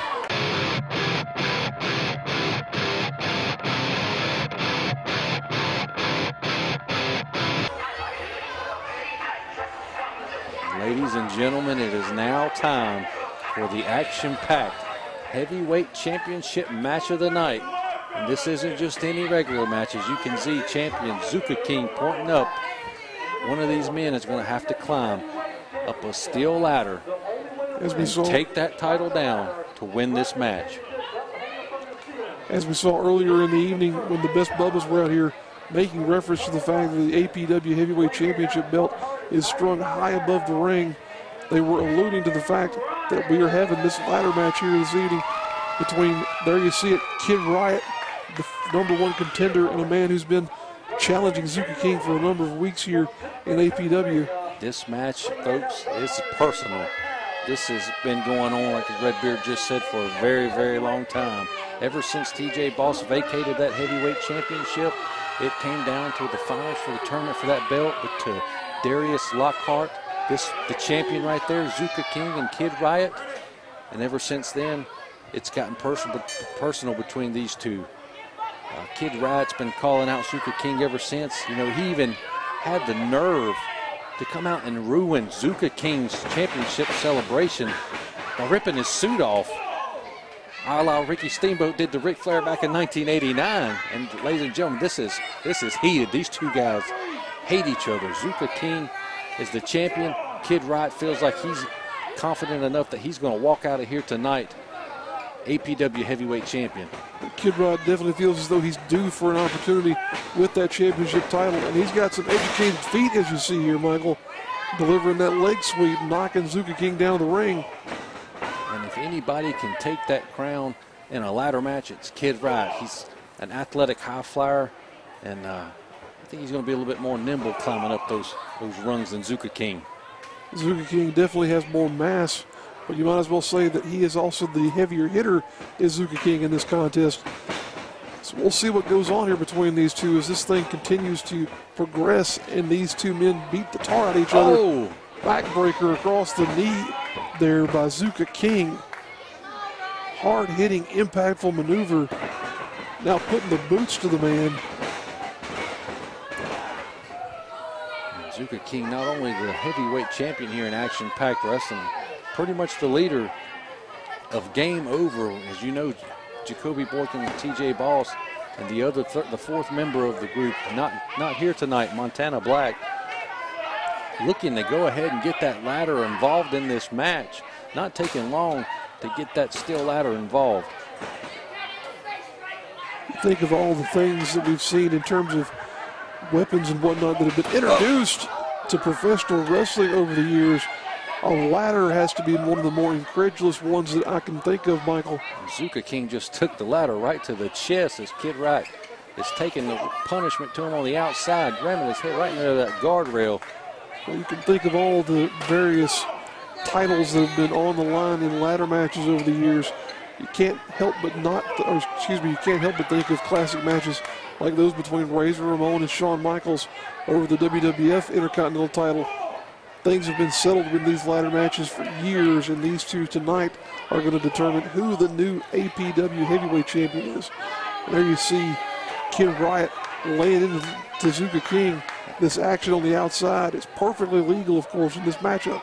And these two guys can go wherever they want. As long as someone pulls that belt off from the rafters, these guys could fight outside into the Napa Auto Parts store parking lot if they wanted to.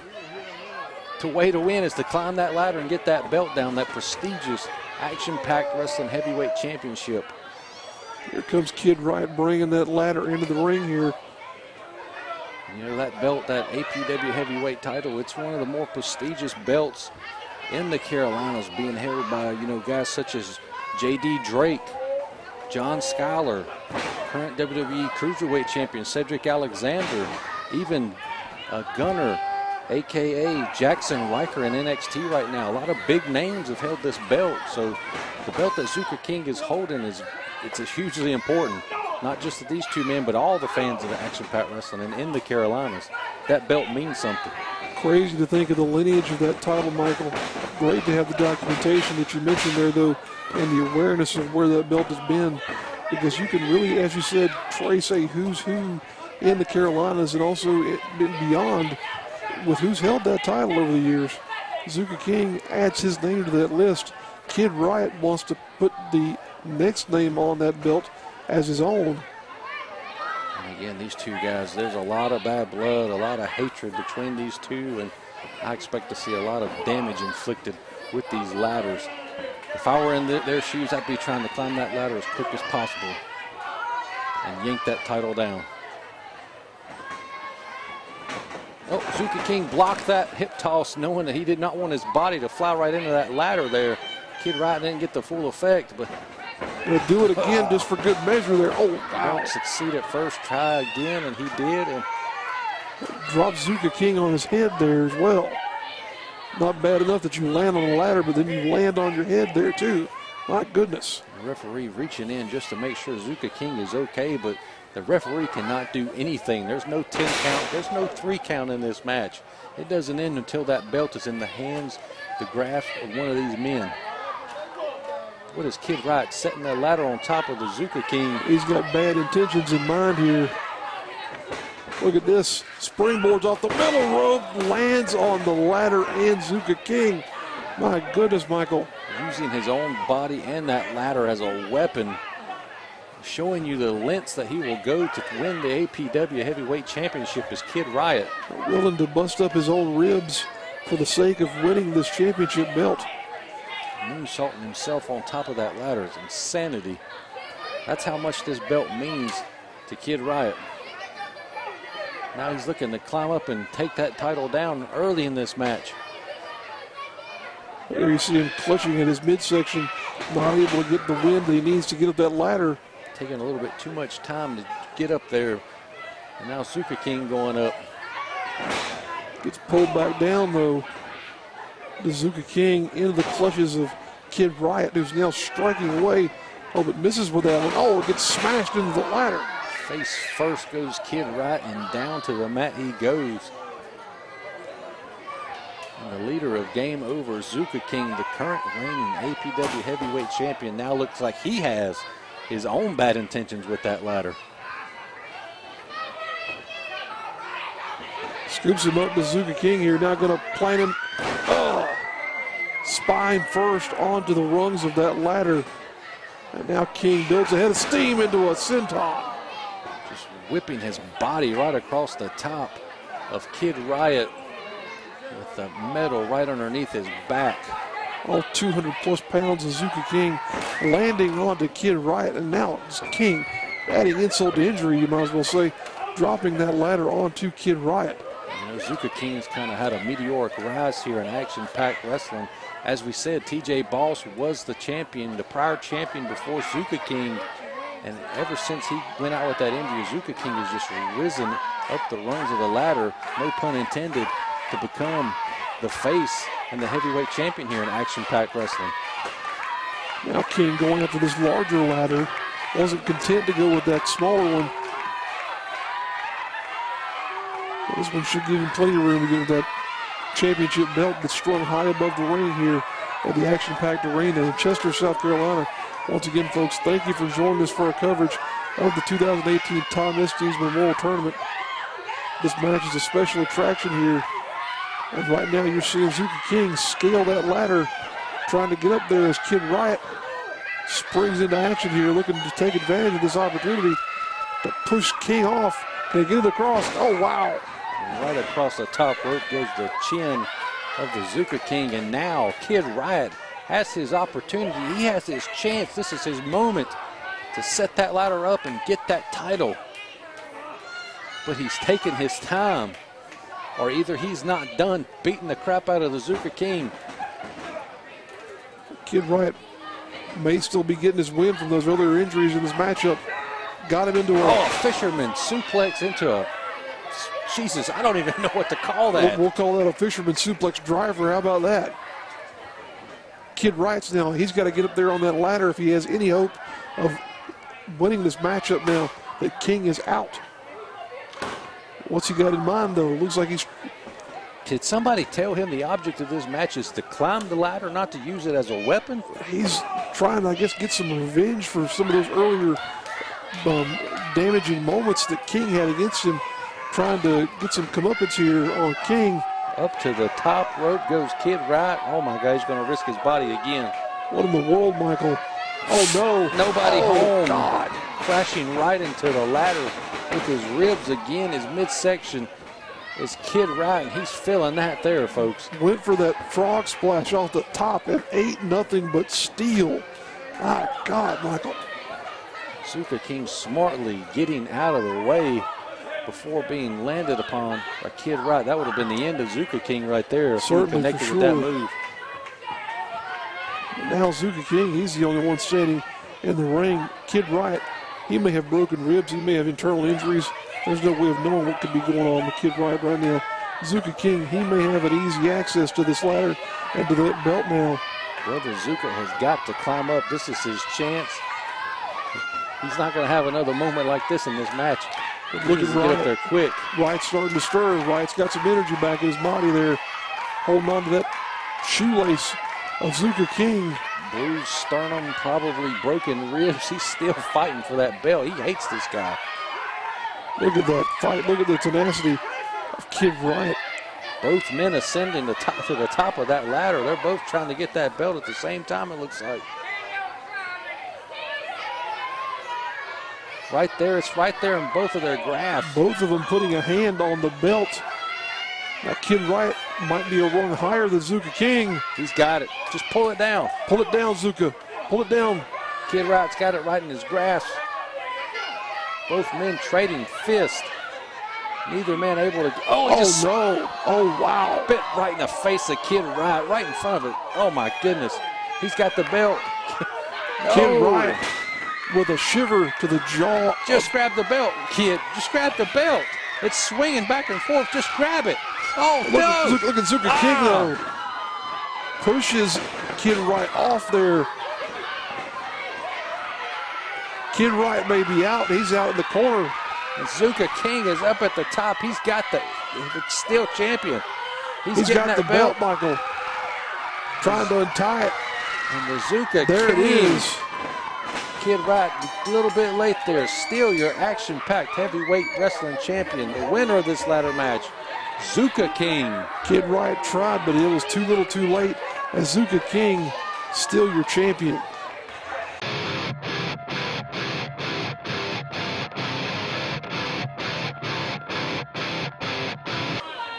Ladies and gentlemen, this is the moment we've all been waiting for. The match, the finals of the 4th annual Tom Estes Memorial Tag Team Tournament. At the beginning of the night, we didn't know it was going to end up being a 3-way, but here we have 3 teams in the finals due to a time limit draw between the Gymnasty Boys and the Ugly Ducklings. One of these teams is going to walk out of here and etch their name in the history books as the winners of the 4th annual Tom Estes Memorial Tag Team Tournament and walk out of here as the tag team champions. And Red Beard, my pick, Game Over, looking like the favorite in this matchup after what we saw in the semifinals. I tell you, Michael, whenever we began this evening, no one would have predicted that the finals would be a 3-way matchup. But here we are, and as you said, your favorites, Game Over, are standing strong and tall there to the right-hand side of the screen as you see Jacoby Borkins posted up there, flanked by his man, TJ Boss. And look at these other competitors. Look at how worn out these 2 men here are, the Gymnasty Boys, the current APW Tag Team Champions. They look like they've been rode down a gravel road and put up wet, Michael. How are they going to contend against these 2 big men? The condition of the other 4 competitors besides TJ Boss and Jacoby Borkins is definitely in question. Timmy Lou's left knee was attacked in the semifinals. The stamina and the endurance of the Ducks and White Mike probably at an all-time low right now tonight. Not really playing in their favor when they're looking across the ring at these 2 behemoths, TJ Boss and Jacoby Borkins, and about the only way they could probably win this match is all 4 to work together and take these 2 guys out. But I don't even know if that's going to be enough. There's your strategy. You had to have a bit of a team developed between the 4 men there who were in that previous matchup, and they're working together to get TJ Boss and Borkins out. But now it's every man for himself as we begin this contest with the Ducks and the Gymnasty Boys squaring off. I didn't expect the teamwork to last that long, and it didn't. Lasted just long enough. Oh, wow. Again, Killjoy taking out that left wheel of Timmy Lou Retton. Such a violent strike there. Picking back right up where they left off in the semifinals is the Gymnasty Boys and the Ugly Ducklings. But again, out on the floor, that variable factor known as Game Over is also involved in this match.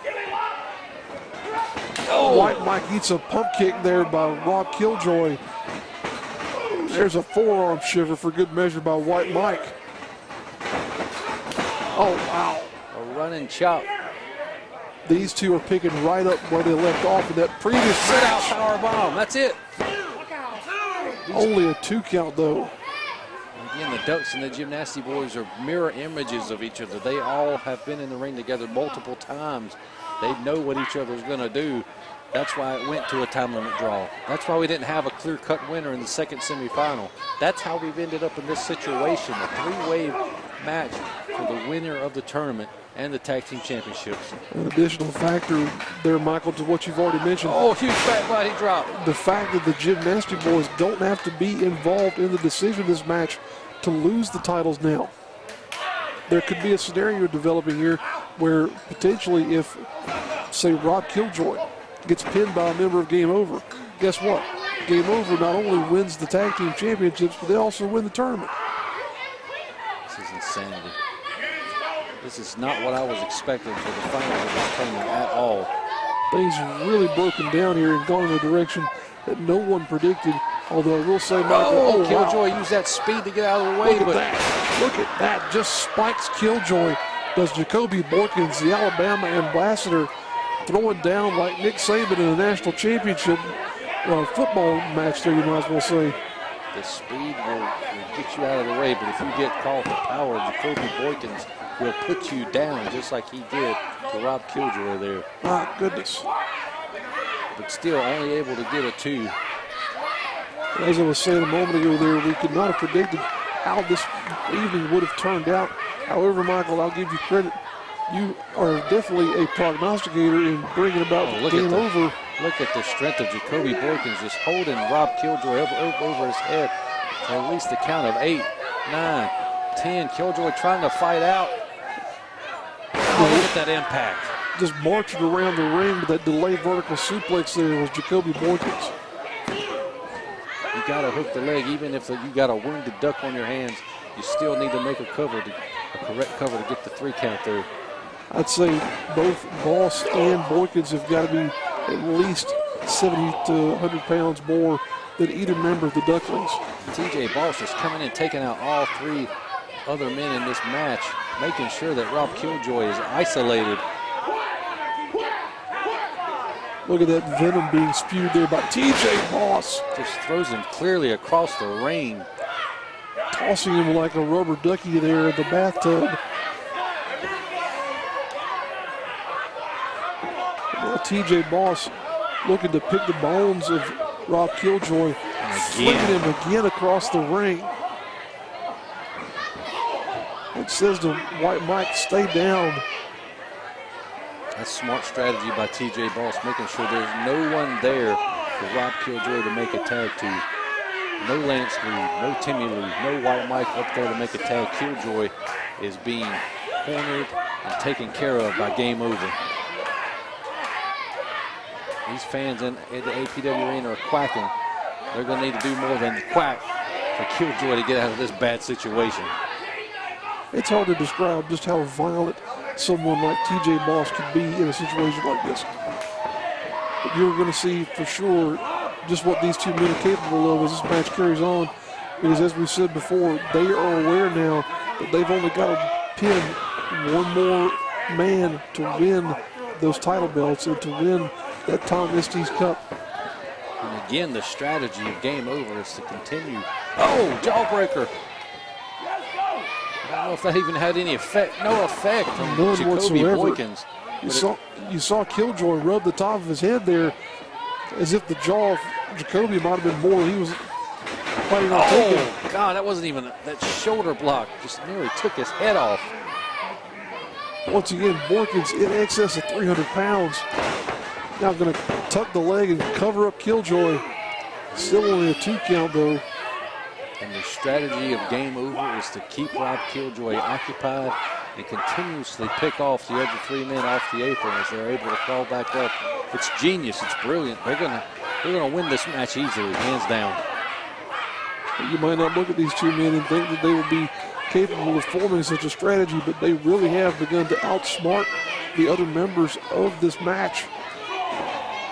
Killjoy, though, not going to go quietly, putting his head into the gut of TJ Boss.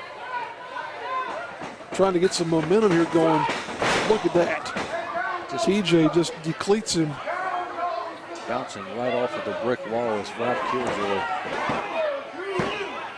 How much more punishment can Rob take at this point after 2 rounds of action and now just being beaten senseless by these 2 behemoths? How much more can he take? Putting a kick into the face of White Mike and then just shoving the lifeless body there of Timmy Lou and Lance Lou off the apron is TJ Boss. Those 3 men have been a non-factor in this match since Game Over has tagged in and taken control. Complete non-factors. Rob Killjoy looking to get some momentum going here. What's he going to do for TJ Boss at this point? Flips into the ring. Springboard. But look at that, though. TJ Boss just catches him. No. Oh. Whoa, wow. Reverses it right into a DDT. This is the chance Rob Killjoy needs. This is that opportunity. Somebody's got to get a tag in here, though. And the only man on the apron is Timmy Lee Retman. He's got a bum wheel. Lance Lead is almost there. Killjoy has to make a tag. He has got to get out of this ring. He cannot take much more punishment from these two men. I don't see how he could stand it all right now, Michael. This is, as we said, the third match these men have fought in tonight. But look at that. TJ Boss still got the wherewithal to put a boot to Lance Lou. Tagging to Timmy Lou Retton. Tags in the only man he could there, not his tag team partner, but he'll get some relief. Now Timmy Lou trying to get in here and put some fists to the Game Over members. Again, he does have one bad leg, one bad wheel. Oh! Game Over was going for a squash there. Timmy Lou ducked out of the way. Smartly got out of the way there was Timmy Lou. He may have one bad wheel, but he might be the freshest man in this match after being on the floor for the majority of this contest so far. Look at this now. Up to the top rope is Timmy Lou. What's he thinking about here? Oh, wow. Delivers a double kick to both men, taking the massive members off their feet. Oh, Killjoy with a double stomp. Separate stomps, so to speak. Two-legged stomp, you might as well say, to each member of Game Over. Now we have just got a crazy scenario here as all three teams have members represented in the match at this point in time. Timmy Lou in there. I think he might be potentially the legal man at one point in time. Not sure about who the other one is at this moment. Senior referee Ray Boren counting up to 5. I think by the referee's indication, it's Timmy Lou and TJ who are the legal men at this point in time. Both finally back. Oh, a super kick from the monster TJ Boss. Look at that huge boot of TJ Boss coming in there against Timmy Lou. Here's Lou. What's he got? Oh, no. He just ran over him like a Mack truck into a Volkswagen. My God. What do these men have to do to take Game Over out? Coach Mikey, they're trying to save Lance Lou on the outside. But Rock Killjoy back up. He walks back in his matchup now. Oh, he just bounces off the massive body of TJ Boss to no effect. Just kind of flung himself there at Boss. And now here's White Mike trying to come in the matchup.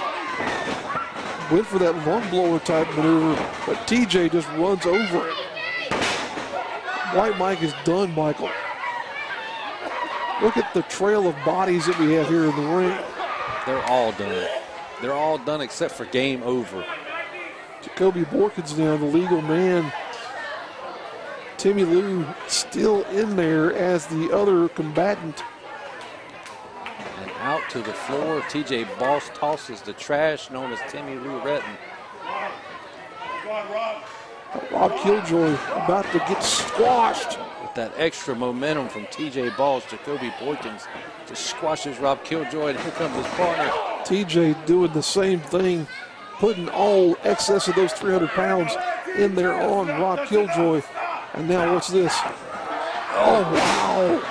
Just throwing him, man, they could have thrown him into the second row if they wanted to. That was a good 12 feet at least that Killjoy was just flung into the air across the ring. All of these men have been beaten up by Game Over, but Killjoy has really taken the brunt of the damage from these two monsters. Now TJ throws Timmy Lou back in the ring. It is the first cover we've seen in a while, but there's Killjoy puts the double stomp to Jacoby to. Any normal tag team would have given up by now and lost this match, but that just goes to speak to the volumes of how much these tag team titles and this Tom Estes Memorial Cup means to all 6 of these men, that they will fight to the end. There's a running knee by Killjoy. Can't get a pinfall though. Look at TJ. TJ is over there throttling Timmy Lou Retton. So much action going on around all sides of this ring right now. Now both members of the Ugly Ducklings attacking TJ Boss, smartly trying to double team that big man, putting a couple of variations on knee strikes in there with him. They still cannot take the big man off of his feet. He's on Dream Street though, now down to the, just sitting on that lower rope. Now they're going after Jacoby Boykins. Smart strategy by the Ducks to try and wear down these two men. Lead in the corner. They're setting him up for a big launch pad. McQuack. Oh, referee Ray Bourne is down. Ray Bourne inadvertently struck by that launch pad McQuack. He had got clipped by the feet of Lance Lude and looks to be in a haze here. But TJ Boss laughing it off. Oh, launch pad McQuack right into TJ Boss. Is that enough to put them away? Evidently not. They're going for it again.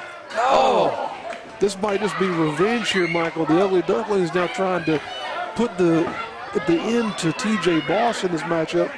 But the referee's still out. Kobe Boykins taken off the apron to the floor. TJ Boss is out on the floor. Timmy Lou is back in the matchup here. Roaring elbow to Killjoy. They're setting him up for their finisher, the Bacchiotomy. Bacchiotomy, successful. That's got to be it. No, Lute is still on his feet. Uh-oh, a little confusion. Going for powerbomb. Jesus. The impact of that move to put Lance Lute out. White Mike spinning him around, setting him up. Gonna drop him here with a can opener. Just, wow. That's it. That was an epic can opener. I've never seen that many rotations on that move before, Michael. Timmy Lou wanting to set up Rob Killjoy for their finisher, but White Mike's in a haze himself here. White Mike is drunk and out of it, but there you go, another Bacchiotomy. That's got to be it. Well, here comes these fools, the high profile again. Well, someone get these idiots out of this building. Somebody send them down to the Waffle House. They keep they're all over the Gymnastic Boys tonight in this tournament. Put super kicks to everybody here now. This is not how this can end. Hey guys, this isn't 2017 when you won the tournament. You're not even involved in it this year. Now trying to push Jacoby Borkins over to where he can get a pinfall. Referee Tim Ray Lou. Bourne is back up now. That's it. Can't end this way. No. There you go, Timmy Lou. Kick out, my friend. Will Demented is beside himself trying to get Shay Shay in here. Why is Shay Shay even in the ring? He's supposed to have a broken leg. I believe his ankle's healing up. He's been involved a lot here tonight. I'd say he's fine the way he's getting around at this point in time. But look at that. Kicking his own partner when he grabbing that ankle. Killjoy Put going him to down take care hard, of the Killjoy. trash. Throws There the you trash go. into the corner. Killjoy now trying to see what's going on here. This has become a scene of epic chaos here now, folks. This is getting intense and crazy. Who is going to take home the cup? Who's going to take home the tag team titles? This is insanity. Referee Ray Boring's taking a nap over there. Somebody need to get him back in this contest so we can have a winner. We now have a fourth team. Oh, Launchpad McQuack on the high profile. Shay Shay McGrady now. I hope you like your eggs scrambled. These are definitely not over easy at this point in time. Are we going to get a clear winner here tonight? This is just a hugely confusing scenario right now. Such a crazy setup.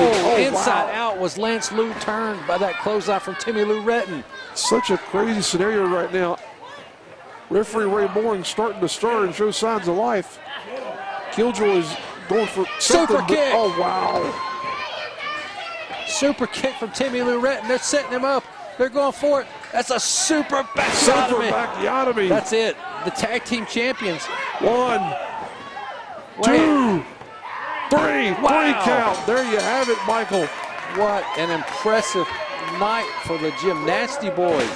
What an epic final match here. Such an insane scenario leading to the win for the Gymnasty Boys, who are not only still the APW Tag Team Champions, but they are also now the 2018 Tom Estes Memorial Cup Tournament winners. My God, what a crazy scenario, Michael. The Gymnasty Boys have written their names down in the history books here in Action Pack Wrestling, winning the 4th annual tag team tournament, joining the winners of the past, Will Demented and Joey the Worm Ford, Lee Hawkins and Dion Johnson, and high profile. Now the Gymnasty Boys have the claim of being the Tom Estes Memorial Tag Team Tournament champions and still your APW Tag Team champions. What an impressive performance here tonight. Taking out Filth, going to a time limit draw with the Ugly Ducklings, and then winning this 3-way match. They deserve that cup. They deserve those tag team titles. What an amazing night. Thank you for joining us, folks. Thank you for appreciating this tremendous tournament that we have had here on display tonight. Folks, we look forward to seeing you again here soon at the action-packed arena here in Chester, South Carolina. So long, everyone.